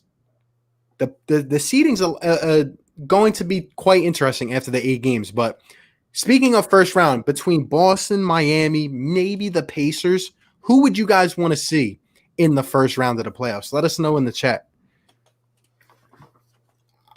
Man, I want to see the Heat now. I want to see the Bucks in the second round. I want to see Dante DiVincenzo. That's who I want to see. I want to see. That's who I want. I want to see him drop 40 against us. Me personally, I think that not taking into account what has been said in the last 20 minutes, me personally, I agree with you though. I would want to see Miami just because I think they have young shooting who could step up, but being their first time in the playoffs, it's going to take them some time. And Jimmy Butler is a leader, but he doesn't have that second guy really. Sure, Bam Adebayo has stepped up this year, but given Ben and Joel and Tobias, I think we could beat the Heat pretty easily, probably 5 or 6 games, to be honest. But I think we get out of the first round, like 100%. Yeah. I think we beat Boston, Milwaukee, or Boston, Miami, and Indiana if we had to play them. See what everyone said. Boston. Celtics because of Ennis and Daniel Tice versus Bead. Yeah, that would be the key matchup of that series for us to win. But don't forget they have 4 shooters averaging above, 18, 20 points? Like, yeah, they're a good team. I want Philly. Give me some Embiid burgers. Yeah. Might get sick. The one looked like it. The next Kawhi defense is Matisse. Yeah. I mean, those were the comparisons. Yep. I see it. I do. Miami and then the Bucks. Yeah, I think I'm going with Joel here. I think I'm in line to say Miami and then Milwaukee rather than Boston, Toronto. I'm telling you, Toronto does not nearly have enough talent to compete with the Sixers, but I don't want to see them. I do not want to see them. I mean, they held Joel to 0 points. Yeah. Boston, I want all the smoke so teams know we can play. Interesting. Miami, yeah, I'm feeling you. You beat the Bucks. Well, as a Bucks fan, it'll be an injustice if we don't match up. I could really see us matching up in the second round. I could. Aaron says Pacers, we win that in 5. Heat over Celtics, because if we win, I'd rather face off against the Bucks. We don't match up well against Toronto. It's hard to win in Canada. 100%. But yeah, I know what you mean. Absolutely agree. I don't think it would end up being the Pacers. I don't know, because we're tied right now, so the Sixers could end up notching the 5th seed. Pacers could take the 6th seed. I don't see Boston falling all the way down, or Miami. But yeah, I'm feeling you, man. I would rather go with the Heat and then the Bucks over to Boston and Toronto. I like Brad Stevens and Nick Nurse. Like, it's gonna be rough. It's gonna be rough. Yeah. I mean, even besides the 20 minutes that have just been talked about, I still think I would have gone with the Heat and the Bucks over 2 division rivals. Yeah. I have to agree with you. Only team I'm really afraid of as a Bucks fan is the Raptors because of their scheme. Yeah, exactly. I'll agree with you on that. It's just like I just don't know how they're doing what they're doing. Kyle Lowry is their second option. Yeah, I don't understand how they do the things that they do. I watched it carefully when we played the Raptors. Besides the whole Embiid thing, I watched everyone. Everyone was taken out of their element. Just because of the way they were harping all over our guys. Like, we looked uncomfortable. And it takes a lot to say that your team looks uncomfortable, but yeah, every guy just did not look himself. You're a superstar player to 0 points. Yeah. Like we say, we should be honest. He's still at 18. Yeah. And even with Giannis, like I said, we can clamp the paint up and make him throw it out. Now, obviously, they're stacked with shooters, but they have a couple off nights, you know. I'm more afraid of Raptors than Bucks. Yeah. What's going on? We've got better players than the Bucks. It just comes down to if we use them the right way. Yeah. Mike Budenholzer is an offensive-minded genius. That's why he's developed these. I mean, like I said earlier, Brook Lopez is a three-point shooter that you have to really keep an eye on now. Like, crazy. Lucas, my guy, what's going on? Appreciate you for stopping by. We're talking about some Sixers potential playoff matchups. Let us know in the chat, who do you want to play in the first round? As a Canadian, I promise you our fans are crazier than you think. I mean, I saw him at that parade. It was pretty nuts. Yeah, I've been seeing it all day on Instagram because it was the year since they won, or since the parade. Low-key, Canada helps the Raptors a lot. Playing in the bubble might be bad, but I won't judge till the bubble begins. I respect that. Drake is basically our mascot. Yeah. I hate Drake during playoffs. I swear to God, I love his music, but my God, he's the most – like, when we do play the Raptors, I literally – like, last year I didn't listen to Drake once because he's just annoying. He's a pest. Yeah. He is your sixth man. Bad. So bad. You want what? I wanted to beat them so bad. Just with Drake sitting there salty, like. It would have been great. It was actually funny. Didn't Drake wear a Sixers jersey for Game 7? He wore something. I know he wore Steph's dad's jersey, Dell, in the finals. I know he did that. Game 7, though, I'm pretty sure he wore a Sixers jersey because of the Drake curse. Yeah, the curse. Yeah. The curse. I mean, every jersey the guy puts on, it's funny. He single-handedly ruined the Ravens last year. I'm Nigerian. Watch my side. This man make me proud. Nick Nurse to me is by far the best coach in the league. I don't think any other team would have beaten the Bucks last season apart from them. See, I gotta agree. I gotta disagree with you there because I think the Sixers again. Like I know this is I know coming from a Sixers fan, this looks biased, and I do understand what you're saying. The Raptors had a great scheme. They had great players. They had everything. But again, if one man beat you, just like he did to us, why couldn't we beat you? We're the only team that took the Raptors to 7. And it took 4 bounces to beat us. I feel like people wrote off the Sixers, or I feel like you're writing off the Sixers a little bit too much. Because I do think I don't know, dude. I think it's a better series than Raptors Bucks because I think the games are a lot closer. I think that goes 7. But I think I just don't know. I think you're writing them off. The only reason the Sixers would lose to the Bucks is because of Brett Brown. Like, straight up. Jimmy Butler, Tobias, JJ Redick, these guys could keep up with the Bucks. And our bench was clicking. That's the thing. Like Mike Scott, James Ennis, like those guys were on fire. We had a solid 9-man rotation. Yep. Looked uncomfortable. That's how I felt about Wentz last year. Yeah. Absolutely agree. It's like that feeling you get sometimes where you're just like, you're almost like cringing, just like it just doesn't feel right. Boston and then the Bucks. The Raptors scare me. Yeah. Yeah, he wore a Sixers jersey. Yeah, I knew. The Drake curse, man. I think we would beat the Celtics in 7 because Simmons can clamp Kemba and Jay Rich and Thibault could contain Brown and Smart. Plus Embiid would bully Tice, but the problem is Tatum. Yeah. Good point there. Definitely good point. And the problem is Brad Stevens over Brett Brown. Like, I'm sorry. You can say what you want about last year and the whole thing with Kyrie and how Brad Stevens couldn't control the locker room. I'm still scared of Brad Stevens in the playoff series. Maybe it's just me, but you know what I'm saying? Yeah, I mean, I agree with you. With like we do have a better defensive team, and we've seen it. We clamped the Celtics 3 times this year. If you want to go over a record, yeah.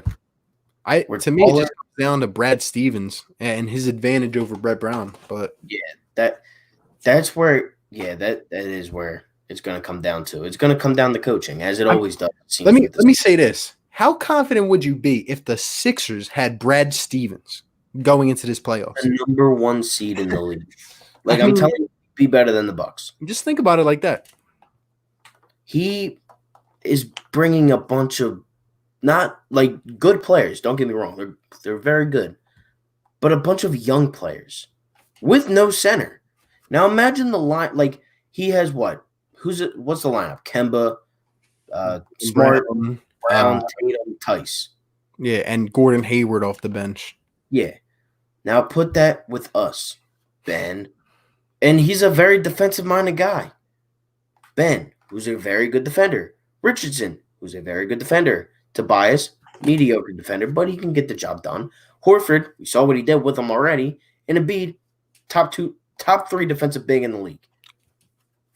I can't imagine what he would get out of Joe and Al next to each other. Like if they could play together, it'd probably be under Brad Stevens or Nick Nurse. It would be because one of those guys. I don't think Steve Kerr could coach this team because we don't have the shooting, but I think he would make us a better team. Honestly, I think he would make Tobias shoot more. I think he would make Ben shoot a lot more, and I think the bench guys would shoot a ton better, like Robinson, Burks, Scott. I think that would work. Yeah, a lot of coaches would.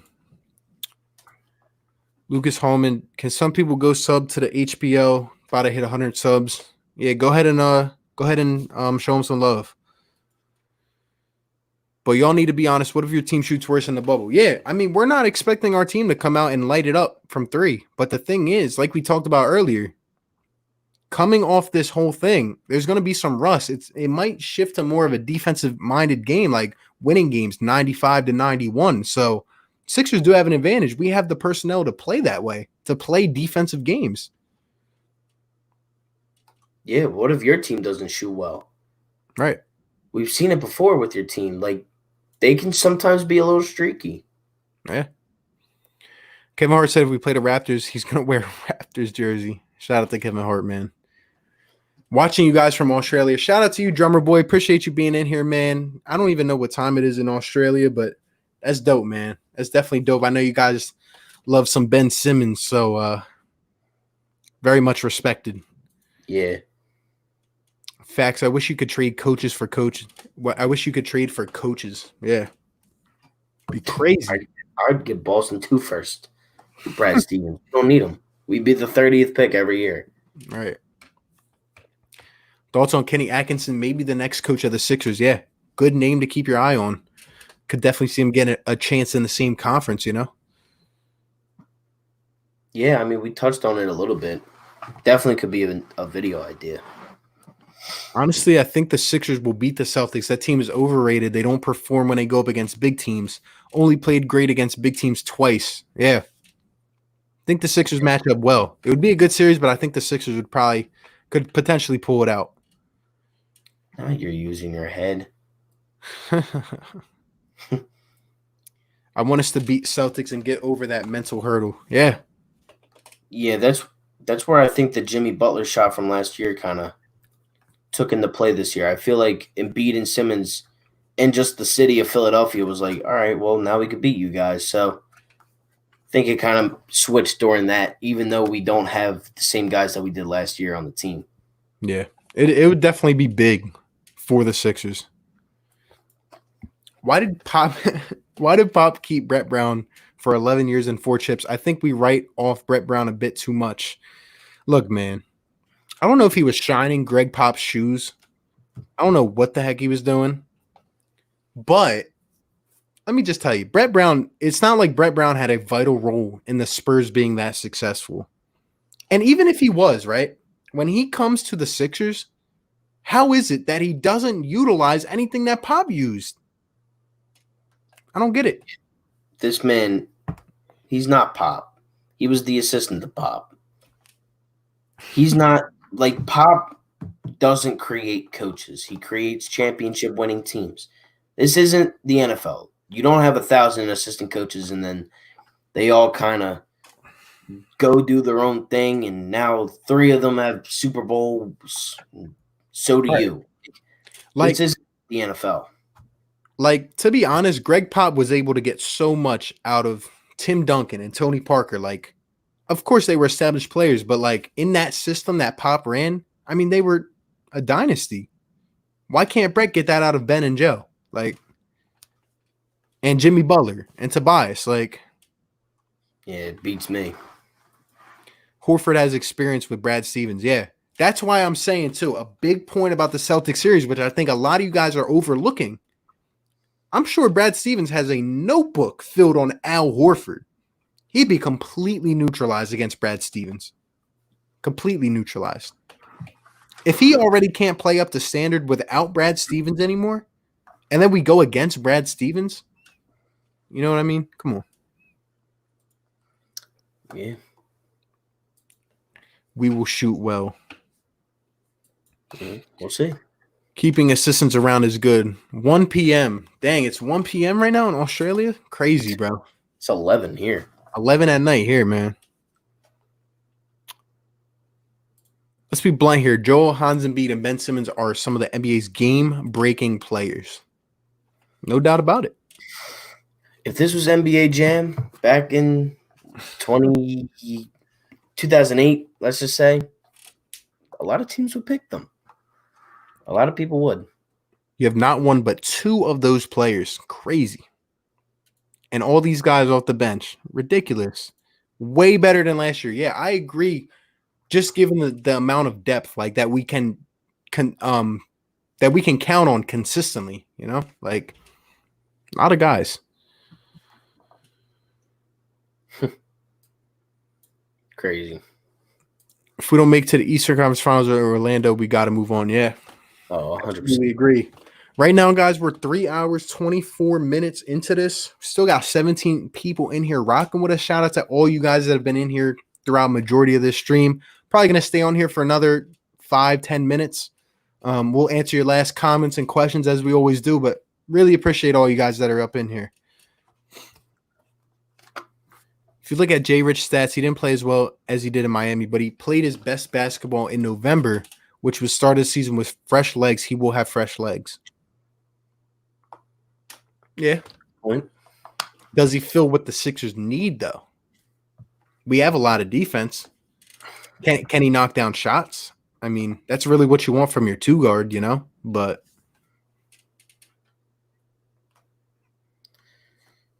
hopefully he can step up again because he did have a good November. do you miss Jimmy? 100%. I miss Jimmy Butler. It's almost like Jimmy Butler did what he needed to as a player and filled the voids that I see now from our coach. He made Joe shoot. I mean, there's videos that I have on my phone that literally say, Joe, shoot it. Joe, shoot it. And he shoots it, and they go in. And we ended up being so excited when we got a guy like Jimmy Butler because I knew he wouldn't bring any crap. When I heard about all that in Minnesota, you know what I thought? Damn, I would love Jimmy Butler on my team. Yeah, good. I never thought we would actually do it. Mm-mm. I remember where I was that day. I was at football practice. I go to my phone's blowing up. I got like 3,000 messages. I'm like, what is going on? Crazy. And then I get a call from my dad. He's like, yo, we just got Jimmy Butler. I was like, no, we didn't. I was like, as a Bucks fan, I actually don't think Brett is fully at fault. Bead also has a lot to do with it. His health is really causing issues and affecting continuity. and Bead's health hasn't been that much of an issue though over the last 3 years. Yeah. Freak injuries happen to a Bead. The eye thing, that's a freak accident. That's like Carson Wentz's freaking incident this year. Right. You think face injuries don't happen much unless if it's a broken nose. And you can play. And with his stomach virus. Yeah. He still got the game 7 of. And we played. I mean, what did he even get hurt this year? Maybe like a couple games here and there, but every single player has that. Giannis stayed out games. I mean, he said it yourself. He was not fully 100% Christmas Day. Yep. Plus, we're healthy now with Simmons and Bead and even Horford. This break helps us the most out of every team. Yeah, you're right. We are up there on that list. It does help us out a lot. All right, I got to go. It's almost 11 over here, probably in Philly too. It's always good talking sports with the boys. Might as well pull an all-nighter. Hey, man, appreciate you for stopping by as always. My dude, been in here for most of the time. You have a good night, my guy. See you on the next one. Yup. I think we get Jay Wright. Hey, again, as a Villanova stan, I would love Jay Wright. Absolutely would love him. He's one guy from college I would not hesitate. But then again, I just don't see him coming. I don't see him leaving Villanova, which is sad. But crazier things have happened in this city. Bryce Harper's here, so who knows? You're not lying. Yeah, actually, going off of that, one of my craziest takes, and we didn't even do fire takes tonight, even though they just been coming crazy all night. Imagine if the Sixers lured away Greg Popovich from the Spurs. Look, I'm just telling you, the Spurs are going downhill. How old's Pop? 70 something? Old. He's old. He's old. But he wants to coach basketball. That's the thing. Yeah, man. I'll take Pop. That's at least one. I would take Pop in a heartbeat. That's at least one. He'd have Ben Simmons shooting by game 5. By game 5. He had DeRozan shooting. He had that team in the playoffs, not this year, but I think it was last year or the year before when they had lost everyone. Yeah, and they almost beat the Nuggets. I think didn't they beat the Nuggets or they lost in 7 games? They lost in like 7 games, right? Derek White went off. If Derek White can go off, I'm pretty sure Ben Simmons can go off with Pop. Yep. If you notice in January, February, and B was injured, there was a little bit of continuity with Ben Simmons leading the helm. Y'all played great. And we played great with Embiid also. We beat the Lakers. Right. We beat, or not the Lakers, the Clippers. I mean, the key play in that game was the block on Morris. What time y'all streaming to?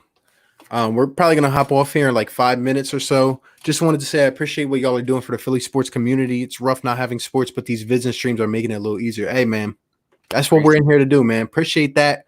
Means a lot. Definitely means a lot. And both of us can say all these other content creators, we're just trying to make it a little bit easier, get through this time. It's gonna be lit when sports come back. But thank you for your support. That's what really helps us keep going here. To be quite honest, I mean, we're 3.5 hours into this stream. 3.5 hours talking about the Sixers, like crazy. Yup. Make sure to subscribe to all our channels, everybody that's in here. Yes, sir. And click that like button if you have not yet. Definitely. Wow, JJ Trill is actually in here. Who y'all got being more impactful, CD or Ray? Why'd you have to come in here with an Eagles question? Save that for Friday. Save it for Friday. I'll just tell you, you guys are in for some trouble. 10 o'clock here. Oh, what the heck? I'll stay. Might get whooped, so hurry up. Hey, man, we'll hop off in a couple minutes. Don't worry. And in another hour, he will say they'll be on for another 10, 15. Hey, I mean, we've been trying to get off here, but like these comments just keep rolling. You know what I'm saying? So to be honest, here strong. I really thought we were gonna get her off around like 2 hours, and then Broads came in and started chatting up everybody up. So I was like, yeah, all right. And then we just kept on going. I have no problem with it. 10 p.m. in Fort Worth, Texas. Lastly, you missed Butler. He was helping you during the playoffs a lot. Felt at most stretches the offense went through him. Yeah, Jimmy's the leader. You're not wrong. When's the next stream? I'll probably be streaming on Friday. Definitely tune out to that. Probably be an Eagles more so catered stream, but me, 4 for 4, Stephen Conrad. We're gonna have a lot more Sixer stuff coming up. If you guys like this, let us know in the chat right now. If you guys like this this stream and everything. I mean, I enjoyed it doing with these guys, of course. Yeah. Did you just say pop? No, stop that. Hey, it's just a bull take. Just a bull take, you know? Just saying. Jimmy made a podcast about that with JJ and the dudes. Yeah, I made a video about that. About how the identity was like, we really didn't have the identity. Brett tried to switch it like, you know, one game to the next during a Raptor series. It just didn't make sense.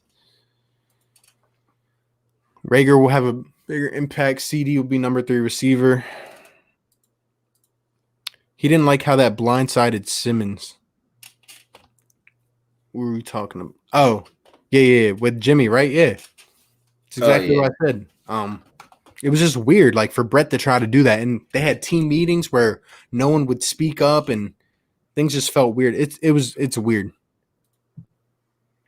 You said we would hop off 5 minutes, an hour and a half ago. Yeah, I feel you, bro. Actually, I didn't say that, but I said that like 20 minutes ago. Bros was here. Yeah, he was up in here talking some Brett Brown. I don't know, Cobb. Yeah, I'm not even reading that. Keep doing Sixers, man. Hey, been uploading daily content with the Sixers. Been going strong, man. Been doing our thing. Both of us have, honestly. There's a handful of Sixers content creators, but we've definitely been trying to stay strong and consistent with everything. You already know the deal, man. But at this point, since you guys keep coming at us, man, we're at 3.5 hours, 15 people strong in here. I want to say I appreciate everybody that took the time to come in here, especially you guys that have been in here for a long time. I understand 11 o'clock on a Wednesday. Like, you guys are some real ones, and appreciate all the kind words. We're going to continue to keep doing vids and streams. Really just try to keep up this content for you guys. It gets a little hard sometimes. It does, but when it's your passion, let's just keep it going, man. But with that being said, hope everyone has a great rest of the week. I'll see some of you guys in my stream on Friday. 4 for 4 will be streaming as well. We might collab again. We'll see. But with that being said, hope you all have a great night. Get some good sleep and have another great day tomorrow. But with that being said, I go by RB. Philly take with RB. 4 for 4 Philly fan. Make sure to check out the content every day. Yes, sir. Yes, sir. And you guys have a good one. I'll catch you on the next one. Peace. Peace.